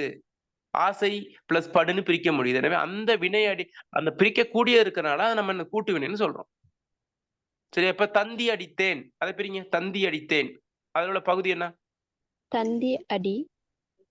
தந்தி அடி, தந்தி அடி, தந்தி அடி பிளஸ் இத் பிளஸ் ஏன். அப்ப இதுல பகுதி என்னது? தந்தி அடி. அப்ப தந்தி அடியை பிரிக்கலாமா மேலும்? தந்தி பிளஸ் அடி. தந்தி பிளஸ் அடின்னு பிரிக்கலாம். தந்திங்கிறது பேர் சொல்லா இருக்கு, அடிங்கிறது ஒரு வினையா இருக்கு. அப்ப பாருங்க, அதை பிரிக்க முடியுது. விளங்குதா? அப்ப பாருங்க, அதான் தனி வினை கூட்டு வினைன்னு சொல்றோம். பாருங்க, முன்னேறினேன், முன்னேறினேன். அந்த முன்னேறினேன் நம்ம என்னது? முன்னேறினுங்கிற சொல்ல நம்ம பார்த்தோம்னா எப்படி, அதை எப்படி பிரிப்போம்? முன்னேறு பிளஸ் ஏன், முன்னேறு பிளஸ் முன்னேறு பிளஸ் இன் பிளஸ் ஏன், முன்னேறு பிளஸ் இன் பிளஸ் ஏன், முன்னேறினேன். அப்ப முன்னேறு அப்படிங்கிறது தான் பகுதி. அப்ப முன்னேற நம்ம என்ன செய்ய, மேல பிரிக்கலாமா? பிரிக்கலாம். முன் பிளஸ் ஏன்னு பிரிக்கலாம். முன்னுங்கிறது ஒரு இடைச்சொல், ஏறுங்கிறது வந்து என்னது? ஒரு வினைச்சொல். அப்ப மேலும் பிரிக்க கூடியதை நம்ம கூட்டு வினைன்னு சொல்றோம். மேலும் பிரிக்க முடியும், அதாவது அடிச்சொல்ல அல்லது வினை அடிய அல்லது பகுதிய மேலும் பிரிக்க முடிஞ்சால் அது கூட்டு வினை, மேலும் பிரிக்க முடியலனா அது தனிவினை. அதாவது பகுபதமாக உள்ள வினையடியை கொண்டது வந்து தனிவினை. சரியா? சரியா? இல்ல பகாபதமாக உள்ள தனி அடியை கொண்டது வந்து என்னது? தனிவினை. பகுபதமாக உள்ள வினையடியை கொண்டது என்னது? கூட்டு வினை. இன்னொன்னு இதை நம்ம தனிப்பகுதி கூட்டுப்பகுதின்னு சொல்லலாம். தனிவினையையும் கூட்டு வினையையும் நம்ம சொல்றோம் தானே. அதுல தனி வினைங்கிறது வந்து பிள்ளைகள் அந்த ஒட்டுமொத்தமா வருது. பாடினேன்னா அது வந்து தனி வினை. விளங்குதா? பாடினேன்ங்கிறது நல்லா குழப்பற மாதிரி இருக்கும், ஆனா நல்லா கடைசியில சரியா வந்துருப்பாங்க. பாடினேன் அப்படிங்கிறது வந்து தனி வினை. இதுல தனி வினை அடி எது? பாடு. சரியா? பாடு. இத நம்ம பகுதியாவும் சொல்லலாம் தானே, பகுதின்னு சொல்லலாம் தானே அந்த பாட. அப்ப அது தனிப்பகுதின்னு சொல்லலாம் தானே, தனிப்பகுதின்னு சொல்லலாம். விளங்குதா? என்ன எப்படி எப்படி சொல்லலாம்? விளங்குதா உங்களுக்கு? விளங்குதா என்ன சொல்றேன்ட்டு? தனிப்பகுதின்னு சொல்லலாம். ஓகே. இப்ப தந்தி அடித்தேன் இருக்குதுனே, தந்தி அடித்தேன் உள்ள பகுதி என்ன? இல்ல, அதுல உள்ள வினை அடி என்ன? தந்தி அடித்தேன்ல வினை அடி என்ன? தந்தி அடி. தந்தி அடி. அப்ப தந்தி அடிங்கிறது வந்து என்னது? தந்தி அடி அப்படிங்கிறது கேட்டா கூட்டு வினை இடம்பெற்ற என்னது? அதாவது கூட்டு வினை அடி. தந்தி அடி அப்படிங்கிறது கூட்டு வினை அடி. விளங்குதா? கூட்டு வினை அடி. தந்தி அடித்தேன் அப்படிங்கிறது கூட்டு வினை அடி இடம்பெற்ற சொல். ரெண்டுக்கு வித்தியாசம் விளங்கணும். தந்தி அடித்தேன் அப்படிங்கிற வினை எடுக்கும்போது சரியா, தந்தி அடித்தேன் நம்ம முழுமையா முடிச்சிட்டோம்னா, அந்த விகுதியும் சேர்த்து முடிச்சிட்டோம்னா அது எனது கூட்டு வினையடி இடம்பெற்ற சொல். கூட்டு வினையடி இடம்பெற்ற சொல். அதே தந்தி அடின்னு தனியா பார்த்தோம்னா அது கூட்டு வினை அடி. அப்ப கூட்டு வினை அடிக்கும் கூட்டு வினை அடி இடம்பெற்ற சொல்லுக்கும் உள்ள வித்தியாசம் விளங்குதா? ஆம் சார். அப்ப சொல்லுனா அது முழுமையா வரும். அடினா அந்த பகுதி மட்டும் வரும். அப்ப அதைத்தான் சொல்றேன்னு கேட்டா, அந்த வினை அடி இருக்குதுன்னு அதை வந்து அந்த வினை அடியை மட்டும் பார்த்து சொல்லும்போது தனி அந்த பகுதி இருக்குதுன்னு அது வந்தேன் அப்படிங்கிறத தனி வினை அடி. அதை நம்ம பகுபதம் பகாபத கேட்டகரிக்குள்ள கொண்டு போனோம்னா அது தனிப்பகுதி. சரியா? தந்தி அடித்தேன் அப்படிங்கிறது வந்து என்னன்னு கேட்டா இது என்னது? கூட்டு வினை அடி. அதை நம்ம பகுபதம் பகாபத கேட்டகரிக்குள்ள கொண்டு போனா என்ன அதுக்குள்ள வரும்? என்ன பகுதியா வரும்? கூட்டுப்பகுதி. அப்ப இப்ப பாருங்க, வேற மாதிரி சொல்றேன். கூட்டுப்பகுதி இடம்பெற்ற சொல் கூட்டுப்பகுதி. ரெண்டுக்கு வித்தியாசம் விளங்குதா? கூட்டுப்பகுதி இடம்பெற்ற சொல் கூட்டுப்பகுதி. இப்ப நான் ஒரு சொல் சொல்றேன், அதுல கூட்டுப்பகுதி இடம்பெற்ற சொல்ல சொல்லுங்க, கூட்டுப்பகுதியை சொல்லுங்க. சென்று கொண்டிருந்தேன். இத பிரிங்க. சென்று கொண்டிருந்தேன் பிரிங்க. சென்று கொண்டிருந்தேன். திடீரென அவள் வந்தாள். சென்று கொண்டிருந்தேன், திடீரென அவள் வந்தாள். அதை விடுங்க. திடீரென வர்றதெல்லாம் பிரச்சனை இல்லை நமக்கு. சென்று கொண்டிருந்தேன் அதை மட்டும் எடுங்க. பகுதி என்ன? சென்று கொண்டிரு. பாருங்க, மூணு சொல் வந்திருக்கு. ரெண்டு மட்டும்தான் வரணும்னு அவசியம் இல்லை, 3 வரலாம். அப்ப சென்று கொண்டிரு. அப்ப சென்று கொண்டிரு என்பது தனிப்பகுதியா கூட்டுப்பகுதியா? கூட்டுப்பகுதி. சென்று கொண்டிரு என்பது தனி வினையடியா கூட்டு வினையடியா? கூட்டு வினையடி. அப்ப கூட்டு வினை அடி. சென்று கொண்டிருந்த என்பது கூட்டு வினையடியா கூட்டு வினையா? கூட்டு வினை. Very good. அப்ப கூட்டு வினைக்கும் கூட்டு வினை அடிக்கும் உங்களுக்கு வித்தியாசம் தெரியணும். கூட்டு பகுதிக்கும் கூட்டு பகுதி நம்ம சொல்லுக்கும் வித்தியாசம் தெரியணும். இல்லைங்க? இதுதான் விஷயம். இதை பாத்தீங்கன்னா சரி. அதனால இதுதான் இவ்வளவு நேரம் பார்த்த விஷயங்கள். இது கண்டிப்பா எல்லா பேப்பர்லயும் வருது. சரி, இப்ப நம்ம எல்லாம் முடிய பாஸ் பேப்பர் பார்க்கும்போது ஒரு விளங்கும். அப்ப அதுல திணறக்கூடாது நம்ம இவ்வளவு நேரம் அந்த டைம் ஒதுக்குனதுக்கு. அப்ப பாருங்க, இதுல நோட்ஸை வாட்சா விளங்கும் பாருங்க. தனி வினையும் கூட்டு வினையும் அதை கொஞ்சம் ஏற்கனவே வாச்சிட்டோம். அதே மாதிரி கூட்டு வினைகள்லாம் என்னன்னு நம்ம பார்த்துட்டோம். சரியா? பகுபதமாக வினையடிகளை கூட்டு வினையடிகள் என்போம். அவ்வகையில் கூட்டு வினையடியை கொண்ட வினை சொற்களை கூட்டு வினைகள் அப்படின்னு நம்ம சொல்றோம். ஓகே. ஆசைப்படு, ஆசை பிளஸ் படுன்னு நம்ம என்ன செய்யலாம்? பிரிக்கலாம். சரியா? அப்ப ஆசைப்படு, முன்னேறு, கண்டுபிடி அதெல்லாம் வந்து கூட்டு பகுதி இடம்பெற்ற சொல் அல்லது கூட்டு வினையடி. ஆசைப்பட்டேன், முன்னேறினேன், கண்டுபிடித்தேன்னா என்னது? கூட்டு பகுதி இடம்பெற்ற சொல் அல்லது கூட்டு வினை. சரி, அப்படி நம்ம பார்க்கணும். ஓகே, அதை கொஞ்சம் பார்த்துக்கணும் பிள்ளைகள். அடுத்து கூட்டு வினைகள் பொதுவாக 3 வகையாக ஆக்கப்படுகிறது. அமைப்பு அடிப்படையில் பிரிக்கிறோம். கூட்டு வினைகள் என்ன 3 வகையா நம்ம பார்க்கணும். முதலாவது பெயர் பிளஸ் வினை, அடுத்து வினை பிளஸ் வினை, இடை பிளஸ் வினை. சரியா? பெயர் பிளஸ் வினைங்கிற அடிப்படையில வரும். இப்படி கைது செய். இப்ப கைது செய்ய பிரிச்சு கைது செய்தார்கள், அதை பிரிங்க. கைது செய்தார்கள் உள்ள பகுதி என்ன? கைது செய். கைது செய்கிறது வந்து கூட்டு பகுதியா தனிப்பகுதியா? கூட்டு பகுதி. கூட்டு வினை அடியா தனி வினை அடியா? கூட்டு வினை அடி. ஓகே. அப்ப பாருங்க, இது 3 வகைகளை நம்ம கொண்டு வரோம். பெயர் பிளஸ் வினை சமன் வினை. இப்ப கைது செய், சீரழி, கேள்விப்படு இதெல்லாம் பெயர் பிளஸ் வினை. பாருங்க, சொல்ல பாருங்க, 2 அடுக்கு சொற்கள். முதலாவது சொல் பெயரா இருக்கு, 2வது சொல் வினையா இருக்கு. சரியா? அடுத்து வினை பிளஸ் வினை. அப்படி காத்திருந்தான், காத்து பிளஸ் இரு. கண்டுபிடித்தான், கண்டு பிளஸ் பிடி. காட்டி கொடுத்தான், காட்டு பிளஸ் கொடு. விளங்குதா? அப்ப இந்த மாதிரி நம்ம என்ன செய்யலாம்னு கேட்டா, வினை ரெண்டுமே வினையா வரும். அடுத்து இடை பிளஸ் வினையாவும் இருக்கும். இடைச்சொல் முன் சரி பின்ல இடைச்சொற்கள். சரியா? முன் பிளஸ் ஏறு, முன்னேறு, சரிபார், பின்பற்று, இதெல்லாம் என்னது? இடை பிளஸ் வினை. இப்ப பாருங்க, இப்ப ஒரு அமைப்பு ஒரு சாதாரணமா ஒரு சின்ன ஒரு தலைப்பு தான் பாருங்க, எப்படி நம்ம எந்த அளவு தூரம் அத படிக்கணும்னு பாருங்க. இதெல்லாம் நல்லா தரவா இருந்தா தான் எம்சிக்யூ செய்யலாம். இல்லைங்களா? அப்ப சொல்லுங்க பாப்போம், கூட்டு வினையடிகள் 3 வகையா பிரிக்கலாம் தானே? கூட்டு வினையடிகள பொதுவா அமைப்பு அடிப்படையில என்னென்ன அடிப்படையில பிரிக்கிறோம்? கூட்டு வினைகள பெயர் பிளஸ் வினை, பெயர் பிளஸ் வினை, வினை பிளஸ் ம், வினை, இடை இடை சொல் பிளஸ் பிளஸ் இடை பிளஸ் வினை. பெயர் பிளஸ் வினை, வினை பிளஸ் வினை, இடை பிளஸ் வினை. விளங்குதா பிள்ளைகள அப்ப? இவ்வளவு தூரம் விளங்கிருச்சா? ஆம் சார். அப்ப உங்களுக்கு தனி வினைன்னா என்னன்னு தெரியும், கூட்டு வினைன்னா என்னன்னு தெரியும், தனி வினை அடின்னா என்னன்னு தெரியும், கூட்டு வினை அடின்னா என்னன்னு தெரியும், தனிப்பகுதினா என்னன்னு தெரியும், கூட்டு பகுதினா என்னன்னு தெரியும். சரியா? ஆம் சார். ஏதாவது டவுட் இருந்தா இப்பவுமே கேட்டுக்கொள்ளுங்க. ஏதாவது சந்தேகம் இருந்தா கேட்டுக்கொள்ளுங்க.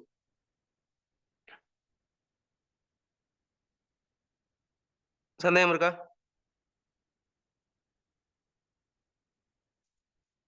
இல்ல சார். சந்தேகம் இல்ல தானே? இல்ல. ஓகே. அடுத்த தலைப்புக்கு போவோமா? இன்னொரு வகை வினை வகை ஒன்று இருக்கு. அதுக்குள்ள போவோமா? ஆம் சார். ஓம். ஆ. அடுத்து தெரிநிலை வினை, குறிப்பு வினை. என்னது? தெரிநிலை வினை, குறிப்பு வினை. தெரிநிலை வினை. நல்லா தெரிநிலை வினை. இந்த பாருங்க, கீழே தலைப்பு இங்க வந்துருச்சு. தெரிநிலை வினை, அடுத்து குறிப்பு வினை. சரியா? அப்ப தெரிநிலை வினைனா என்னன்னு கேட்டா, முதலா பாருங்க, கால இடைநிலைகளை பெற்று காலம் காட்டும் இயல்புடைய வினைகளே தெரிநிலை வினைன்னு சொல்றோம். சரியா? கால இடைநிலைகளை பெற்று காலம் காட்டும் இயல்புடைய வினைகளை நம்ம என்னன்னு சொல்றோம்? தெரிநிலை வினை. நல்லா கவனிச்சுக்கொள்ளும் பாருங்க. தலைப்பு இந்த வரைவிலக்கணம் ரொம்ப முக்கியம். கால இடைநிலைகளை பெற்று சும்மா தெரிநிலை வினை கொஞ்சம் பேர் என்ன செய்யறது, சொல்லிடுவார், சார் சொல்லிடுவாரு, ஏதாச்சும் எழுதி வச்சுட்டு வந்துரு, சும்மா மட்டும் விட்டுட்டு வந்துடாத. சரியா? ஏதோ 1 மார்க் சரி போடுவாங்க, 5க்கு 1 சரி போடுவாங்க, ஏதாச்சும் எழுது 2. அப்ப கெஸ் பண்றது தெரிநிலை வினை. அப்படின்னா தெரியுன்னா தெரியுது. அப்ப என்ன, ஏதாவது ஒண்ணு எழுதிட்டு வந்துடுறது. ஏதோ தெரிகிற வினை, வெளிப்படையாக தெரிகிற வினைன்னு எழுதிட்டு வந்துடுறது. அப்படி இல்ல. ஏன் தெரிநிலை வினைன்னு சொல்றோம்னா, கால இடைநிலைகளை பெற்று காலம் காட்டும் இயல்புடைய வினைகள். சரியா? கால இடைநிலை பெற்றா காலம் காட்டும். சரியா? அதத்தான் தெரிநிலை வினைன்னு சொல்றோம். அது எதை சொல்றோம்னா, நம்ம சாதாரணமா பயன்படுத்துற வினைகள், அதத்தான் தெரிநிலை வினைன்னு சொல்றோம். வந்தான், போனான், நின்றான், ஓடினான், பாடினான். இதுதான் தெரிநிலை வினைக்கு. அப்ப ஒரு வினையத்தான் நம்ம தெரிநிலை வினைன்னு சொல்றோம். சாதாரண வினைய. ஏன் அது தெரிநிலை வினைய ஏன் ஒரு சிறப்பு பெயர் கொண்டு அழைக்கிறோங்கிற ஒரு கேள்வி உங்களுக்கு எழுதா? அப்ப வினைன்னு சொல்லலாம் தானே, ஏன் தெரிநிலை வினைன்னு சொல்றீங்க அப்படின்னு கேட்கலாம் தானே? கேட்க தோணுதா? ஆம் சார். அப்ப ஏன் கேட்கல நீங்க? அப்ப ஏன்னு கேட்டா, சரியா? ஏன்னு கேட்டா, இந்த இடத்துல இன்னொரு தலைப்பு இருக்கிறனால தான் அத குறிப்பிட்டு சொல்றோம். இன்னொன்று இருக்கு, குறிப்பு வினைன்னு இருக்கு. இந்த குறிப்பு வினைன்னு இருக்கிறனால தான் நம்ம தெரிநிலை வினை ஒண்ணு நம்ம படிக்க வேண்டியதா இருக்கு. இல்லாட்டி நம்ம வினைச்சொல் தான் அப்படின்னு நம்ம பார்த்துட்டு போயிரலாம். இது வந்து அந்த அந்த சாதாரணமான வினையிலிருந்து பல்வேறுபட்ட பண்பு அடிப்படையில வேறுபடுது. சரியா? அதத்தான் நம்ம குறிப்பு வினைன்னு சொல்றோம். அப்ப உங்களுக்கு தெரிநிலை வினை வந்து நம்ம இப்ப வந்து நீங்க அந்த அளவு டீப்பா பார்க்க வேண்டிய அவசியமே இல்ல. ஏன்னா, அது சாதாரணமா படிக்கிற விஷயம் தான். இப்ப எல்லாமே அது தெரிநிலை வினை தான் படிக்க போறோம். வகைகள் எல்லாமே அதுக்குள்ள தான் வரும். ஆனால், இந்த குறிப்பு வினைய பார்த்தா தான் உங்களுக்கு தெரிநிலை வினைன்னா என்னன்னு உங்களுக்கு நல்லா தெளிவாகும். குறிப்பு வினைன்னு என்னன்னு கேட்டா பிள்ளைகள், செயலையும் காலத்தையும் குறிப்பாக உணர்த்தும் வினை குறிப்பு வினை. எப்படியா? செயலையும் காலத்தையும் என்ன செய்யுமா? குறிப்பா உணர்த்துமா. ஆனா, தெரிநிலை வினை என்னன்னு பார்த்தோம்? கால இடைநிலை பெற்று காலம் காட்டும் இயல்புடைய வினைகள் தெரிநிலை வினை. சரியா? அப்ப இப்போ காலத்த வந்து எது காட்டும்? கால இடைநிலை. அப்ப கால இடைநிலை பெற்று காலம் காட்டுனா அது தெரிநிலை வினை. வெளிப்படையா காலத்த காட்டுது. சரியா? இது நிகழ்காலம், கின்றுக்கிறு. சரியா? படிக்கின்றான். அது வந்து நிகழ்காலம். ஏன்னா கின்றுங்கிற இடைநிலை வந்திருக்கு. வெளிப்படையா காட்டுது. தெரியுது நமக்கு காலம் காட்டுறது. அதான் தெரிநிலை வினை. படித்தான். இத்து வருது. அப்ப அது வந்து என்னது? இறந்த காலம். படிப்பான். இப்பு வருது. அது எதிர்காலம் அப்படின்னு கால இடைநிலைகளை வச்சு நம்ம கண்டுபிடிச்சிடுறோம்.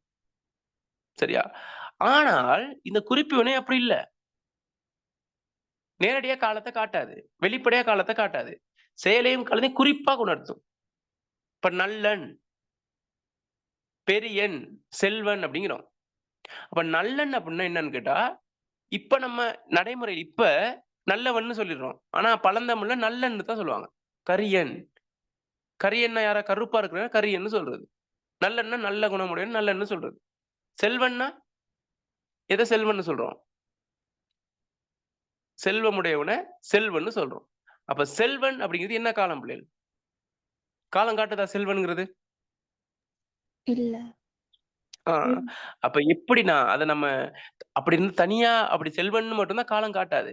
அப்ப செல்வமுடையவனாக இருக்கிறான், செல்வமுடையவனாக இருந்தான், செல்வமுடையவனாக இருப்பான் அப்படிங்கிற அந்த இருக்கிறான், இருந்தான், இருப்பான்னு ஒரு வினைய சேர்த்து சொல்றோம் தானே. அப்பதான் அத குறிப்பா நம்ம சொல்லும்போது தான். குறிப்பா சொல்லும்போது தான் காலத்த உணர்த்துது. மேம்போக்கா செல்வன் இருந்தா காலத்த உணர்த்தல. கரியன் அப்படின்னா கரியனாக இருக்கிறான், கரியனாக இருந்தான், கரியனாக இருப்பான், இருப்பான், இருந்தான், இருக்கிறான்னு நம்ம வந்து இன்னொரு சொல்ல போட்டு சொல்லும்போது தான் அது குறிப்பா. சரியா? நேற்று கரியன், இன்று கரியன், நாளை கரியன். அப்ப இன்று, நேற்று, நாளைன்னு நம்ம அந்த கால சொற்கள போட்டு சொன்னா தான் என்னது? அது ஒரு வினையா நம்ம பார்க்க முடியும். குறிப்பா காலம் என்னது? பாருங்க வெளிப்படையா காலம் உணர்த்தல, குறிப்பிட்டு சொல்றனால காலம் உணர்த்தினா தான் என்ன செய்றோம்? குறிப்பு வினைன்னு சொல்றோம். பாருங்க அதுல செல்வன், செல்வமுடையவனாக இருந்தான், செல்வமுடையவனாக இருக்கிறான். சரியா? செல்வமுடையவனாக இருப்பான்னு நம்ம குறிப்பிட்டு சொல்லும்போது தான் என்னது? அத நம்ம பார்க்கிறோம். அப்ப இது வந்து இப்ப வந்து நம்ம நல்லன், சரியா? கரியன்னு சொல்லிக்கிட்டு இருக்கோமா? நல்லவன், சரியா? கருப்பன் அப்படின்னு தான் சொல்றோம். இப்ப இது பழந்தமிழ் பிள்ளைகள். அப்ப நிறைய மொழியியலாளர்கள் சொல்றாங்க, இது தேவையில்ல. இப்படி ஒரு பாகுபாடே நமக்கு தேவையில்ல. அத வினையாவே ஏற்க இயலாது. கருப்பன நம்ம வினையா எடுக்க இயலாது. அது கருப்பா இருக்கிறவன் கருப்பன். அவ்வளவுதான். அப்படிங்கிற ஒரு தர்க்கம் போய் கொண்டிருக்கு. சரி இருந்தாலும் அத நீக்க இயலாது. ஏன் நீக்க இயலாதுன்னு சொல்லுங்க? இத நீக்க இயலாது. ஏன் நீக்க இயலாது? ஒரு குறிப்பு வினைங்கிற விஷயத்த நம்ம நீக்கிட்டு போக இயலாது. என்ன காரணம்னு நினைக்கிறீங்க?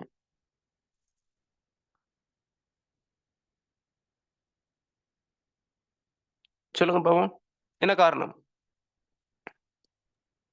பாப்போம். ஏன்னு கேட்டா பிள்ளைகள், இந்த இலக்கணம்லாம் எழுதுனது யாருன்னு கேட்டா தொல்காப்பியர். சரியா? தொல்காப்பியர். அது அது வரலாறு. நீங்க அது யுனிவர்சிட்டிலாம் போனீங்கன்னா படிப்பீங்க. தொல்காப்பியம் அப்படிங்கிற ஒரு ஒரு நூல்ல தான் இந்த இலக்கணம்லாம் இருக்கு. இப்படியெல்லாம் இருக்காது. அது செய்யுள்ல தான் இருக்கும். ஒவ்வொரு இதுக்கெல்லாம் ஒரு செய்யுள் இருக்கு. தேனிலை வினை குறிப்பிடணும் செய்யுள் இருக்கு. நீங்க நம்ம என்ன செய்றோம்? இது படிக்கும்போதே திணர்றோம். என்னடா இது தெளிவான நம்ம மொழிகளில படிக்கும்போது. செய்யுள்லாம் இருந்திருந்தா சரி. சரியா? சிக்கலாயிரும். சரியா? அப்ப இது தொல்காப்பியர் என்ன செய்றாருன்னு கேட்டா, அத உருவாக்குறாரு. இப்ப தொல்காப்பியர நம்ம இறைவன் ஸ்தானத்துல வச்சுக்கிட்டு இருக்கோம். ஒரு மொழிய உருவாக்கணும். மொழி எப்படி என்னது? மொழி இப்படித்தான் இருக்குங்கிற தன்மைய என்னது? எவ்வளோ காலத்துக்கு முன்பு. சரியா? சங்க காலத்துக்கு முன்பு தான் அவர்லாம் இருந்திருக்காரு தொல்காப்பியர்லாம். அப்படிதான் சொல்லப்படுது. அது குறிப்பிட்ட ஒரு ஒரு என்ன சொல்றது? ஒரு காலத்த வரையறைக்க முடியாம இருக்கு. குறிப்பிட்ட ஆளு சொல்றாங்க. சங்க காலம்னு சொல்றாங்க. ஆனா அது வந்து சங்க காலத்துக்கு முன்னுக்குள்ளது அப்படிங்கிற மாரி தான் காலம் போய்க்கிட்டு இருக்கு. அது எப்பன்னே சொல்ல முடியல அப்படின்னு. அப்ப அப்படிப்பட்ட ஒரு நிலையில உள்ளவர் உருவாக்குன இலக்கணத்த நான் நீக்கிட்டு போறேன்னு சாதாரணமா நீக்கிட்டு போயிடணுமா? இயலாது. அது அவர அவமானப்படுத்துற மாரி இருக்கும். அதனால என்ன செய்றாங்க? அத நீக்காம வச்சிருக்காங்க. வேற்றுமையில அப்படித்தானே. வேற்றுமை வந்து 8ன்னு சொல்றாங்க கொஞ்சம் பேர். வேற்றுமை 9ன்னு சொல்றாங்க. இப்ப நவீன மொழியியலாளர்கள் 9ன்னு சொல்றாங்க. அது அந்த பார்க்குறோம் ஆள், ஆண், ஒடு, ஓடு. எத்தனாவது வேற்றுமை? ஆள்ங்கிற வேற்றுமை இருக்கும். 3ஆம் வேற்றுமை ஆள் இருக்கு தானே? ஆ. இப்ப ஆள்ங்கிறது என்ன பொருள்ல வருது? ஆள்ங்கிறது கருவி, கர்த்தா, உடனிகழ்ச்சின்னு பார்க்குறோம் தானே? அப்ப சில மொழியியலாளர்கள் சொல்றாங்க, கருவியும், கர்த்தாவும் ஒண்ணா எடுங்க. உடனிகழ்ச்சிய தனியா எடுங்க. அப்ப அப்படி தனியா எடுத்தீங்கன்னா 9ஆ வந்துரும் அப்படின்ட்டு. அப்ப என்னத்தான் சொன்னாலும், அது இயலாது. ஏன்னா அவரு தொல்காப்பியர மீறி நம்ம என்ன செய்யலாது. இவர் சண்டைக்கு வர மாட்டாரு. அவர் இல்ல ஆள் மண்ணோட மண்ணா போயிட்டாரு. இருந்தாலும் கூட அது ஒரு மரியாதை. அதனால அப்படி இருக்கு. இப்ப அதெல்லாம் நம்ம கேள்வி கேட்க இயலாது. விளங்குதா? அப்ப அதன் அடிப்படையில உங்களுக்கு விளங்கிருச்சா? தெரிநிலை வினை என்ன? குறிப்பு வினை என்ன விளங்கிருச்சு? இதெல்லாம் கேட்க மாட்டாங்க. ஏன் இப்படி வந்துச்சு? நீக்கலாமா? நீக்கக்கூடாதான்ட்டு. விஷயம் விளங்கிருச்சா? ஆமாம் சார். சார் ம். குறிப்பு ஓகே. வினையை மறுவாழ்வு பட்டுங்களேன். குறிப்பு வினைன்னா என்னன்னு கேட்டா பிள்ளைகள், இப்ப என்ன கேட்டா, அது வந்து ஒரு ஒரு ஒரு சொல். உதாரணமா, இப்ப நல்லன், கரியன், பெரியன் சரியா? இப்ப அப்படிங்கும்போது பாருங்க அன் விகுதி பெற்று வருது தானே. இப்ப நல்லன் அப்படின்னா, இப்ப இப்ப வந்தான் அப்படின்னா, இப்ப நல்லன் வந்தான் அப்படின்னா, அதுல எத நம்ம வினையா எடுப்போம்? வந்தான். வந்தான தான் எடுப்போம். ஏன் வினையா எடுக்கிறோம்? காலம் காட்டுது. காலம் காட்டுறது தானே பிரதான பண்பு வினைச்சொல்லுக்கு. காலம் ம். காட்டுது. சரியா? அப்ப நல்லன் வந்தான்னா, அப்ப நல்லன்னா பெயர்ச்சொல்லா தான் பார்க்கிறோம். ஆனா, தொல்காப்பியர் சொல்றாரு, நல்லன்ங்கிறது வந்து என்னது பெயர்ச்சொல் இல்ல. அது ஒரு வினை. அது குறிப்பு வினை. ஏன்னு கேட்கிறதுக்கு அவர் சொல்றாரு, அது வந்து நீங்க நல்லன்னு தனியா பார்த்தா அது ஒரு பெயர் பெயர் மாரி தான் இருக்கு. ஆனா, நீங்க நல்லா கொஞ்சம் விரிவா பாருங்க. அத கொஞ்சம் இன்னும் கொஞ்சம் பில்டப் பண்ணுங்க அத. நல்லன், அப்ப நல்லன், நேற்று நல்லன், இன்று நல்லன், நாளை நல்ல. அப்ப நேற்று, இன்று, நாளைங்கிற அந்த குறிப்பு சொல்ற காலம் காட்டுற அந்த அந்த சொல் இருக்கு. அத போட்டு நேற்றுனா என்ன காலம்? நேற்றுனா இறந்த என்ன காலம்? காலம். இறந்த காலம். இன்றுனா நிகழ்காலம். நாளைனா எதிர்காலம். அந்த அந்த சொல்ல போடலாம். அடுத்து இத நல்லன் நல்ல நல்ல நல்லன் நல்லனாக இருக்கிறான், நல்லவனாக இருந்தான், நல்லவனாக இருப்பான் அப்படிங்கிறது அப்படி அத என்னது அது பில்டப் பண்ணணும். அத தொடர்ச்சி என்ன சொல்றது? அத மேலதிகமா அந்த சொல்ல சேர்த்து கால இடையெல்லாம் போட்டு அப்படி இருந்தான், இருக்கின்றான். அப்ப இது உண்மைக்கு நீங்க பாருங்க, காலத்த காட்டுறது எதா இருக்குன்னு நினைக்கிறீங்க? அந்த நல்லன்ங்கிற சொல்லா காட்டுது. இல்ல. அந்த நேற்று, இன்று, நாளைங்கிற அந்த சொல்லும், இருக்கிறான், இருந்தான், இருப்பான்ங்கிற சொல்லும் தானே காட்டுது. நல்லன்ங்கிறது இடையில தான் இருக்கு. அத போட்ட அந்த குறிப்பா அப்படி சொன்னா தான் அது நிகழ்காலமா? அப்ப நல்லன நிகழ்காலமா மாத்தணும் எப்படி மாத்தணும்?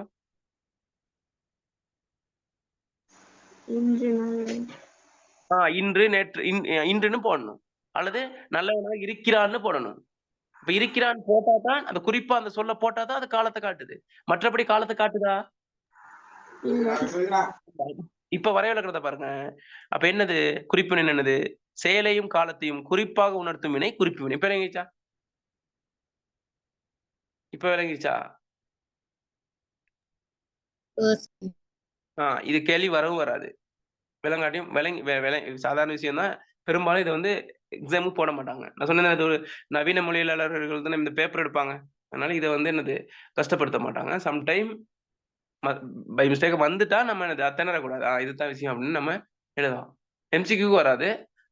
சில நேரம் சிறு குறிப்புக்கு வரலாம்.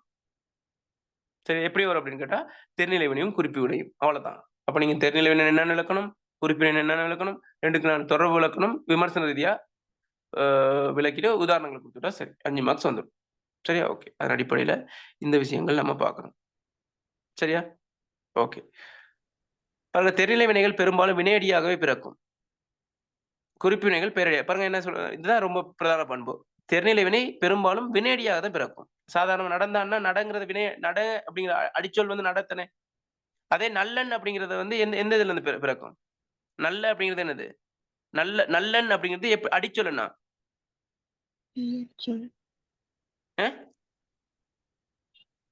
நல்ல நல்ல நல்லங்கிறது வந்து ஒரு பண்பு சொல். பண்பை உணர்த்தக்கூடிய ஒரு சொல், ஒரு பெயர் சொல். விளங்குதா? என்ன சொல்றேன்? அப்ப தெரிநிலை வினைகள் பெரும்பாலும் வினையடியாக பிறக்கும். குறிப்பிடுகள் பேரடியாக தான் பிறக்கும். கரியன் அப்படிங்கிற கரியன் அந்த கருப்பு. கருப்புங்கிறது பெயர் சொல் தானே? விளங்குதா? தெரிநிலை வினை வந்து பேரடியாக பிறக்கும். குறிப்பு வினை வந்து எப்படி பிறக்கும்? சரி, தெரிநிலை வினை வந்து வினையடியாக பிறக்கும். குறிப்பு வினை பெயரடியாக. அது பண்பு பெயரா பிறக்கும். அதுவும் பெயரடினா சாதாரண பேர்ல பண்பு பெயரடியா பிறக்கும். பண்பு பெயர்னு ஒரு பெயர் வகைக்குள்ள இருக்குதானே? பண்பு பெயர்னு ஒன்று இருக்குதானே? வந்து பெயரடியாக பிறக்கும். விளங்குதா? அப்ப அத பார்த்துட்டீங்கன்னா சரி. விளங்காட்டி கேளுங்க. நீங்க எத்தனை தடவை கேட்டாலும் நான் திரும்ப விளங்கப்படுத்துவேன். தெளிவாயிருச்சா? ஆம் சார். ஆம் சார். Okay, okay.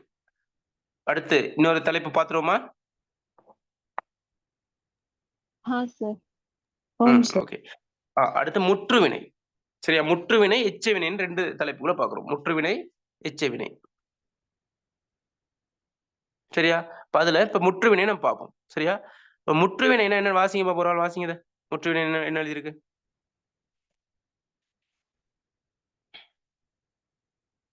வாசிங்க ஒரு ஆள்.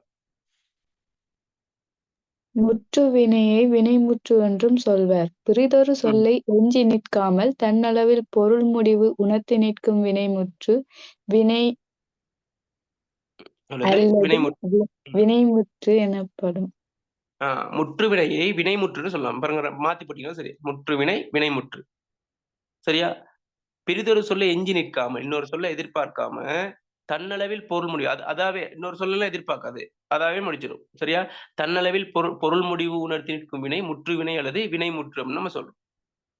சரி, அப்ப வந்தான் ஏதாச்சும் தொக்கு நிக்குதா? ஏதாவது எஞ்சி நிக்குதா? வந்தான். ஆனா வந்த அப்படின்னா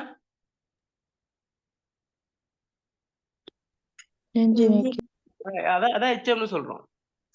அதான் குறைவினைன்னு சொல்றோம். குறைவினை, பேரச்ச வினைச்சும் குறைவினைன்னு சொல்றோம்.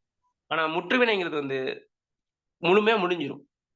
எனவே அமைப்பு அடிப்படையில் முற்றுவினையை 3 வகையா பிரிப்பு. என்னென்ன அடிப்படையில் பிரிக்கிறதுலாம் கண்டிப்பா எக்ஸாம்க்கு வரும். என்னது? தெரிநிலை வினைமுற்று, ஏவல் வினைமுற்று, வியம்பு. தெரிநிலை வினைமுற்று, நல்ல பாடம் கொடுங்க. தெரிநிலை வினைமுற்று, ஏவல் வினைமுற்று, வியம்பு வினைமுற்று. அப்ப நம்ம தெரிநிலை வினைமுற்று போலனா பார்த்தோம். இப்ப பார்த்தோம். தெரிநிலை வினை சாதாரண வினை, அதான் தெரிநிலை வினை. இந்த பாருங்க. தெரிநிலை வினை ஒரு வாக்கியத்தில் பயனிலையாகவும் எழுவாய் பெயரின் திணைப்பால் எண்ணிட என்பவற்றை உணர்த்தும் விகுதியை பெற்றும் கால இடைநிலை பெற்று காலமுழுதும் அமையும். பாருங்க, தெரிநிலை வினை ஒரு வாக்கியத்தில் பயனிலை அமையும். எப்படி? அது சொல்லுங்க எப்படி? தெரிநிலை எப்படி? அவன் வந்தான். இதுல எழுவாய் எது? அவன் வந்தான்ங்கிறது பயனிலை. அப்ப தெரிநிலை வினை ஒரு வாக்கியத்தில் என்னவா இருக்கும்? பயனிலையாக இருக்கும்.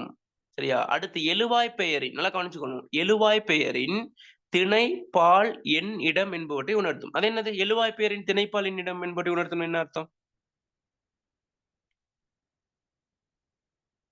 ஏன்னா எழுவாய் பெயரின் திணைப்பால் எண் இடம்னா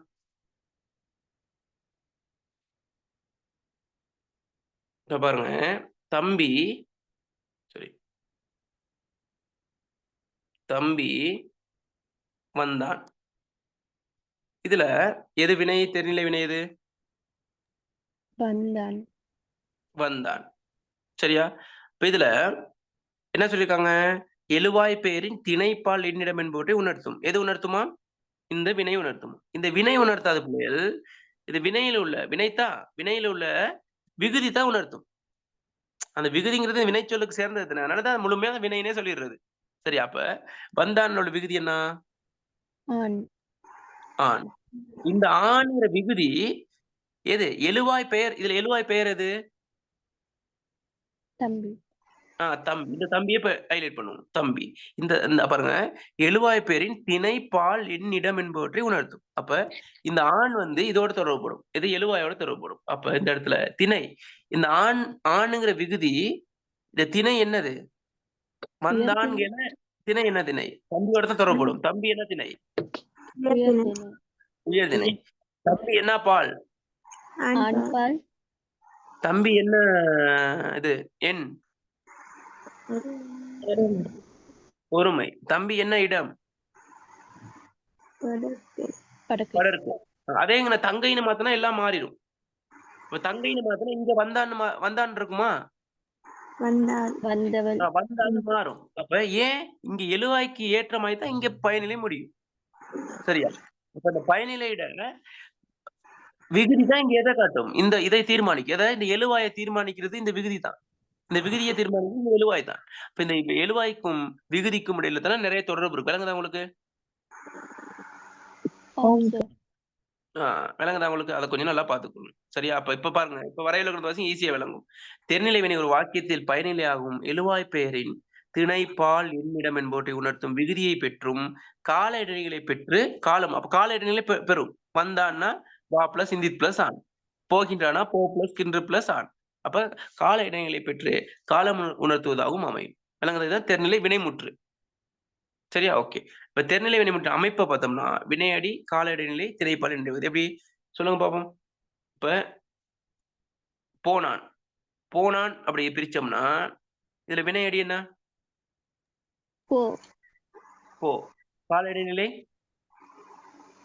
இன். இன். என்ன பாருங்க, கால இடைநிலை இன். திணைப்பால் விகுதி, திணைப்பால் எண்ணிட விகுதி ஆண். இதுதான் அமைப்பு. விளையச்ச அமைப்பு எப்படின்ட்டு தெரிநிலை வினைமுற்றுல அப்ப மேல இந்த ரெண்டு வினைமுற்று இருக்கு. என்னென்ன வினைமுற்று? ஏவல் வினைமுற்று, வியங்கோல் வினைமுற்று. அப்ப அதை நம்ம ஒப்பிட்டு பார்த்தோம்னா சரி, இந்த தெரிநிலை வினைமுற்றுல இருந்து அது ரெண்டும் எப்படி வித்தியாசப்படுது அதுதான் இப்ப பார்க்க போறோம். சரியா? பாருங்க, கவனிங்க. ஓகே, கவனிங்க. இது அதுக்குள்ள உதாரணம். எது? அந்த ஓடு பிளஸ் அந்த காலம் காட்டுறது, அதெல்லாம் முதல்ல பார்த்ததுக்கான உதாரணங்கள். ஒரு தெரிநிலை வினைமுற்று எப்படி அமைப்பு அடிப்படையில் இருக்கும். சரியா? அடுத்து இது மேலதிகமானது காலம் இடைநிலைகள் தனியா இருக்கு. 3 காலம் இருக்கு தானே, அதுதான் அது உங்களுக்கு தெரியுமா இருக்கும். நிகழ்காலம் வந்து கின்றும் கிரு. எதிர்கால இடைநிலைகள் இதெல்லாம் பாடமே வச்சுக்கொள்ளுங்க. என்னென்ன எதிர்கால இடைநிலைகள் இருக்கு? இவ்வும் இப்பும் இப்பு இப்பும். சொல்லுங்க பாப்போம். இவ்வும் இப்பு இப்பு இப்பும். சரியா? ஓகே. இதுல ஒரு விஷயத்த சொல்லிட்டு நான் அடுத்து போறேன். இதுல பிள்ளைகள் உங்களோட எக்ஸாம்ல கேட்பாங்க. வல்வினை அது இருக்கு. பிறகு பார்ப்போம். நான் இப்பவுமே சொல்லிடுறேன். இந்த இடத்துல சொன்னா ஈஸியா இருக்கும் உங்களுக்கு. வல்வினை, மெல்வினை, இடைவினை. கேள்விப்பட்டீங்களா இந்த மாரி? வல்வினை, மெல்வினை, இடைவினை. கேள்விப்பட்டீங்களா? இல்ல. இப்ப கேள்விப்படுறீங்க. சரியா? திரும்ப அடுத்த கிளாஸ்க்கு கேட்கல கேள்விப்பட்டிருக்கேன்னு சொல்லணும். ஏன்னா இப்ப நான் உங்களுக்கு விளங்கப்படுத்த போறேன். சரியா? வல்வினைன்னு என்னன்னு கேட்டா பிள்ளைகள், இந்த எதிர்காலம் உணர்த்தக்கூடிய கால இடைநிலைகள் என்னென்ன? சொல்லுங்க. எதிர்காலம் உணர்த்தக்கூடிய கால இடைநிலைகள். இந்த பாருங்க. இப்பன்னா இப்பன்னா இப் இப். சரியா? இவ்வு இப் இப் இப்.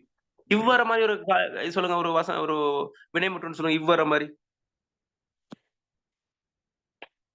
இவங்க இறந்த கால இடைநிலை. சரி, வருவான். எதிர்காலம் வருவான். Very good. இப்ப வர மாரி.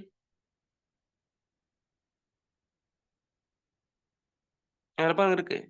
உண்பான். இப்ப வர மாரி.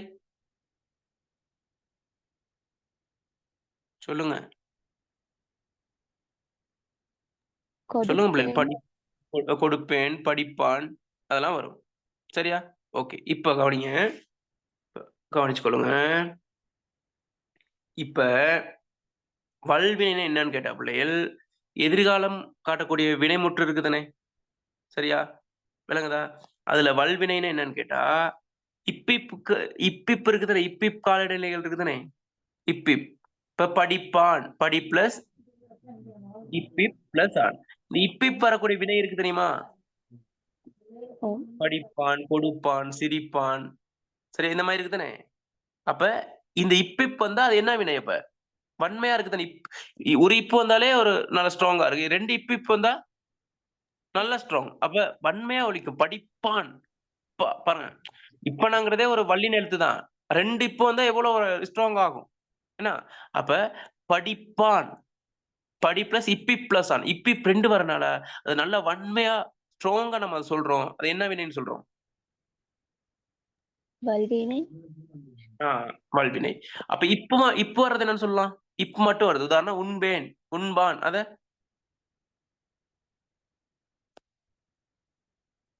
இடைவினைன்னு சொல்றோம். என்னன்னு சொல்றோம்? ஒரு இப்பு வந்தா இடைநிலை, கால இடைநிலை, எதிர்காலம் காட்டக்கூடிய கால இடைநிலை. ஒரு இப்பு வந்தா என்னன்னு சொல்லுவோம் அத? இடைவினை. ஒரு இப்பு வந்தா இடைவினை, 2 இப்பு வந்தா வல்வினை. வல்வினை. அப்ப இவ் வந்து என்னவா இருக்கும்?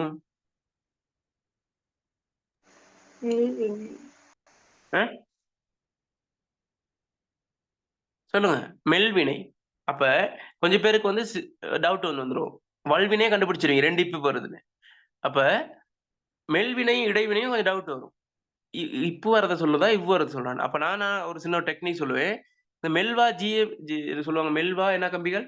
ஏதோ இங்கிலீஷ்ல 3 வரும். GMT கம்பிகளா?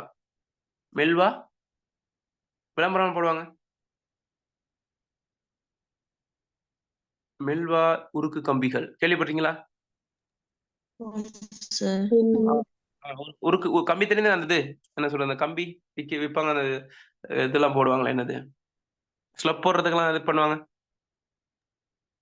ஓகே. அப்ப மெல்வான்னு ஒரு கம்பி இருக்கு தெரியுமா உங்களுக்கு? மெல்வான்ட்டு விளம்பரம் கேட்டிருக்கீங்களா? அந்த வார்த்தை கேட்டிருக்கீங்களா? மெல்வா அப்படின்னு ஒரு பிராண்ட் இருக்கு ஒரு கம்பிகள்ல. ஓகே. இப்ப மெல்வாவை ஞாபகம் வச்சிட்டீங்கன்னா சரி. மெல்வினை வாங்கல் இப்பனாதனே. மெல் வாங்கல் இப்பனாதனே. விளங்குதா என்ன சொல்றேன்ட்டு? மெல்வா அப்படிங்கல மெல் வினை வாங்கல இப்பனாதனே இருக்கு. வாங்கல இப்பனாதனே மெய்யெழுத்து இருக்கு. அப்ப நீங்க மெல்வினை மெல்வாவை ஞாபகம் வச்சிட்டீங்கன்னா மெல்வினை ஞாபகம் வந்துரும். அப்ப மெல்வினை மட்டும் கண்டுபிடிச்சிட்டீங்கன்னா வல்வினை உங்களுக்கு தெரியும். 2 இப்பி போறதை ஈஸியா கண்டுபிடிச்சிருக்கீங்க. அழுத்தமா இருக்கு. அப்ப வல்வினை இப்பிப்னா மெல்வினை இவ்வுனா இடைவினை என்னவா இருக்கும்?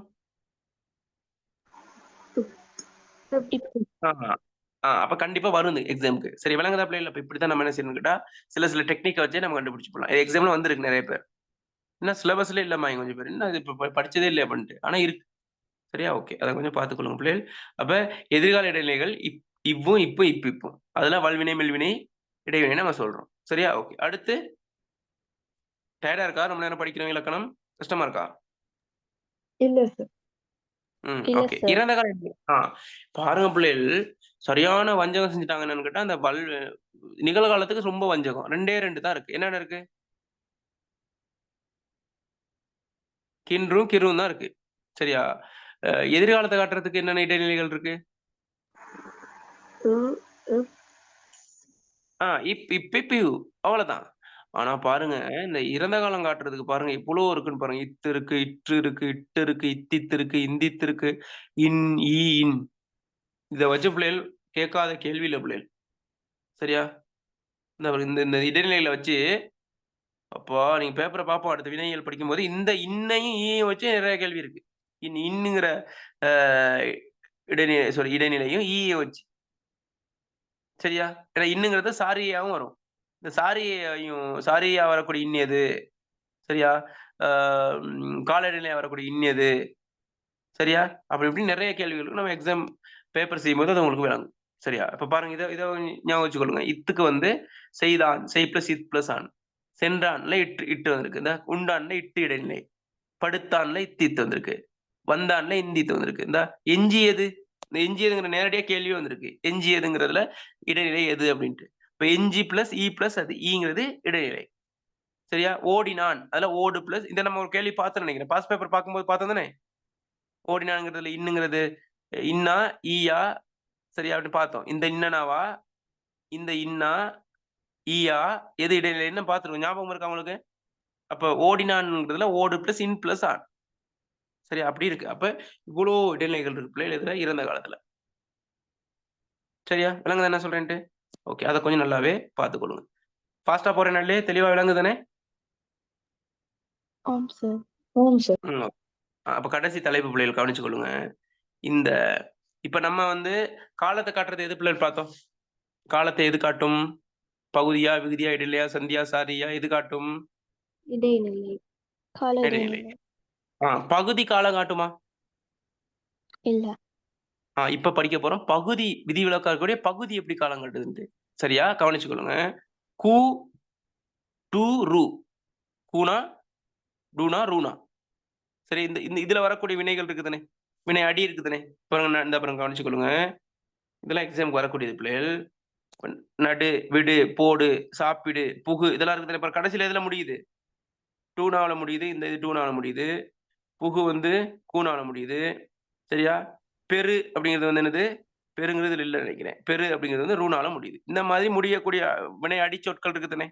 சரியா? அந்த அடிச்சொற்கள் அதாவது கு, டு, ரு என முடியும் சில வினைச்சொற்கள் உகரம் கெற்று ஈற்றுமை இரட்டித்து இறந்த காலம் காட்டுகின்றன. இவை இடைநிலை காலம் காட்டுவதில்லை. அப்ப நட்டான் நட்டான்ங்கிறது சும்மா சும்மா சொல்லுங்க. அதை விடுங்களேன். இதை விடுங்களேன். வரையிலக்கணத்தை விடுங்களேன். ஓகே. நட்டான்ங்கிறது என்ன காலம் சொல்லுங்க? நட்டான். நட்டான் என்ன இறந்த காலம்? காலம். இறந்த காலம். இறந்த காலம்னா இந்த இறந்த காலம். இடைநிலைகள் இருந்து பெற்றுக்கணும். இந்த இடைநிலைகள் இருந்து பெற்றுக்கணும். இறந்த காலம்னா இதுதானே பெற்றுக்கணும். ஏதாவது ஒண்ணு தானே பெற்றிருக்கணும். இறந்த காலம்னா இடைநிலைகள் தானே பெற்றிருக்கணும். ஆனா நட்டான பிரிங்க. நடு நடு பிளஸ் இட்ஸா. நடு பிளஸ் ஆண். சரியா? நடு பிளஸ் ஆண் என்ன கேட்டா நட்டு பிளஸ் ஆண் மாறும். நட்டு பிளஸ் ஆண் மாறும். எப்படி மாறுதுன்னு கேட்டா பிள்ளைகள் இந்த பகுதி இருக்குதானே? இந்த நடுவுல உள்ள பகுதி எது? நட்டான் உள்ள பகுதி எது? நடு. நடு. இந்த நடுல உள்ள மெய் எழுத்து எது? ஈற்று மெய் எது? டூனா இட்ஸா உ. மெய்ய மட்டும் சொல்லுங்க.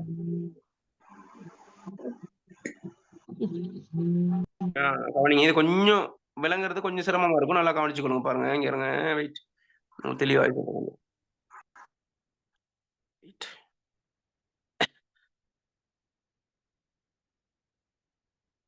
இங்க பாருங்க. கவனிங்க பிள்ளைகள். வளமையா எல்லாமே வந்து கால இடைநிலைகள் பெற்றுதான் காலம் நடத்தும். இந்த கூனா, டூனா, ரூனாங்கள முடியக்கூடிய சொற்கள் மட்டும் பகுதி இரட்டித்து காலம் காட்டும். பகுதி இரட்டித்துனா எப்படின்னு கேட்ட பிள்ளைகள் கவனிங்க. திரும்ப ஒரு விளங்கப்படுத்துறேன். இப்ப நடு பிளஸ் ஆண். நடு பிளஸ் ஆண். அது எப்படி மாறும்னு கேட்டா நட்டு பிளஸ் ஆண். கடைசி என்னன்னு மாறும்? நட்டான். இதுதான் நம்ம சமன்பாடு. சரி,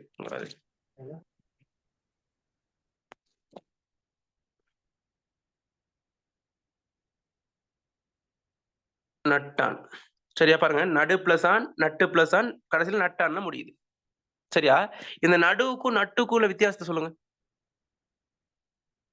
நடுங்கிற சொல்லுக்கும் நட்டுள்ள சொல்லுக்கும் என்ன என்ன எழுத்து வித்தியாசப்படுது? எது வந்து நடு நட்டா ஆக்குனுச்சு?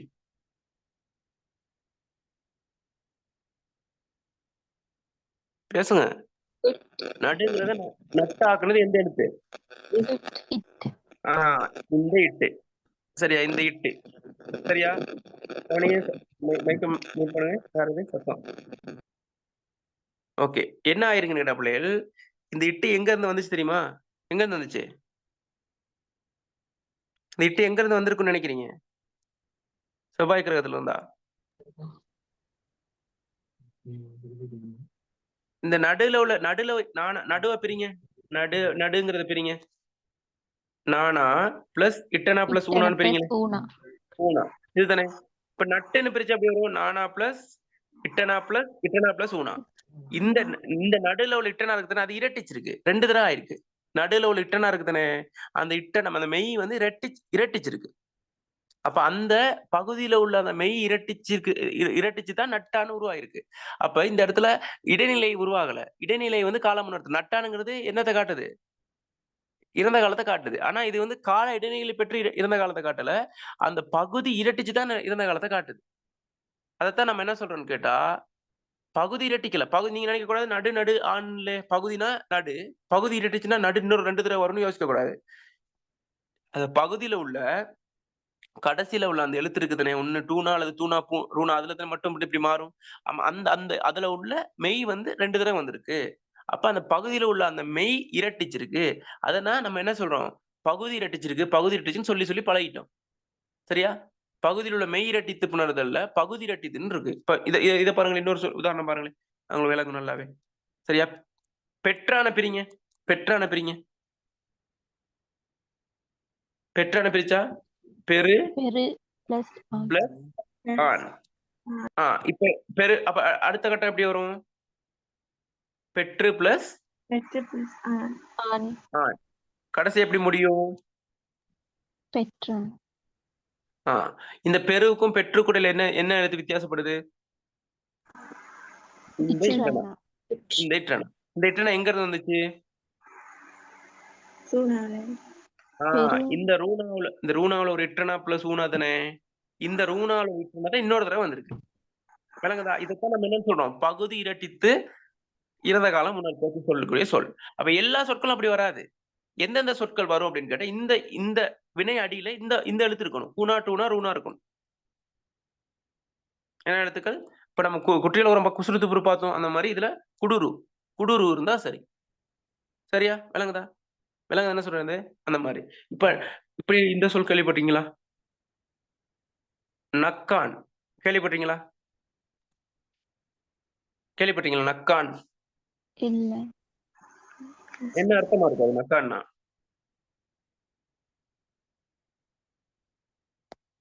நீங்க சொல்லுங்க, ஏதாச்சும் ஒரு அர்த்தம் சொல்லுங்க, உங்களுக்கு தெரிஞ்ச அர்த்தத்தை. நக்கான்னா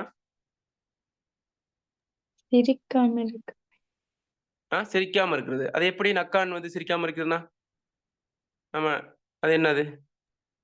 இடுக்கண் வருங்கால் நகுகன்னு சொல்லுவாங்க தெரியுமா? கேள்விப்பட்டீங்களா? இடுக்கண் வருங்கால் நகுக அப்படின்னா என்ன அர்த்தம்? இடுக்கண் வருங்கால் நகுகனா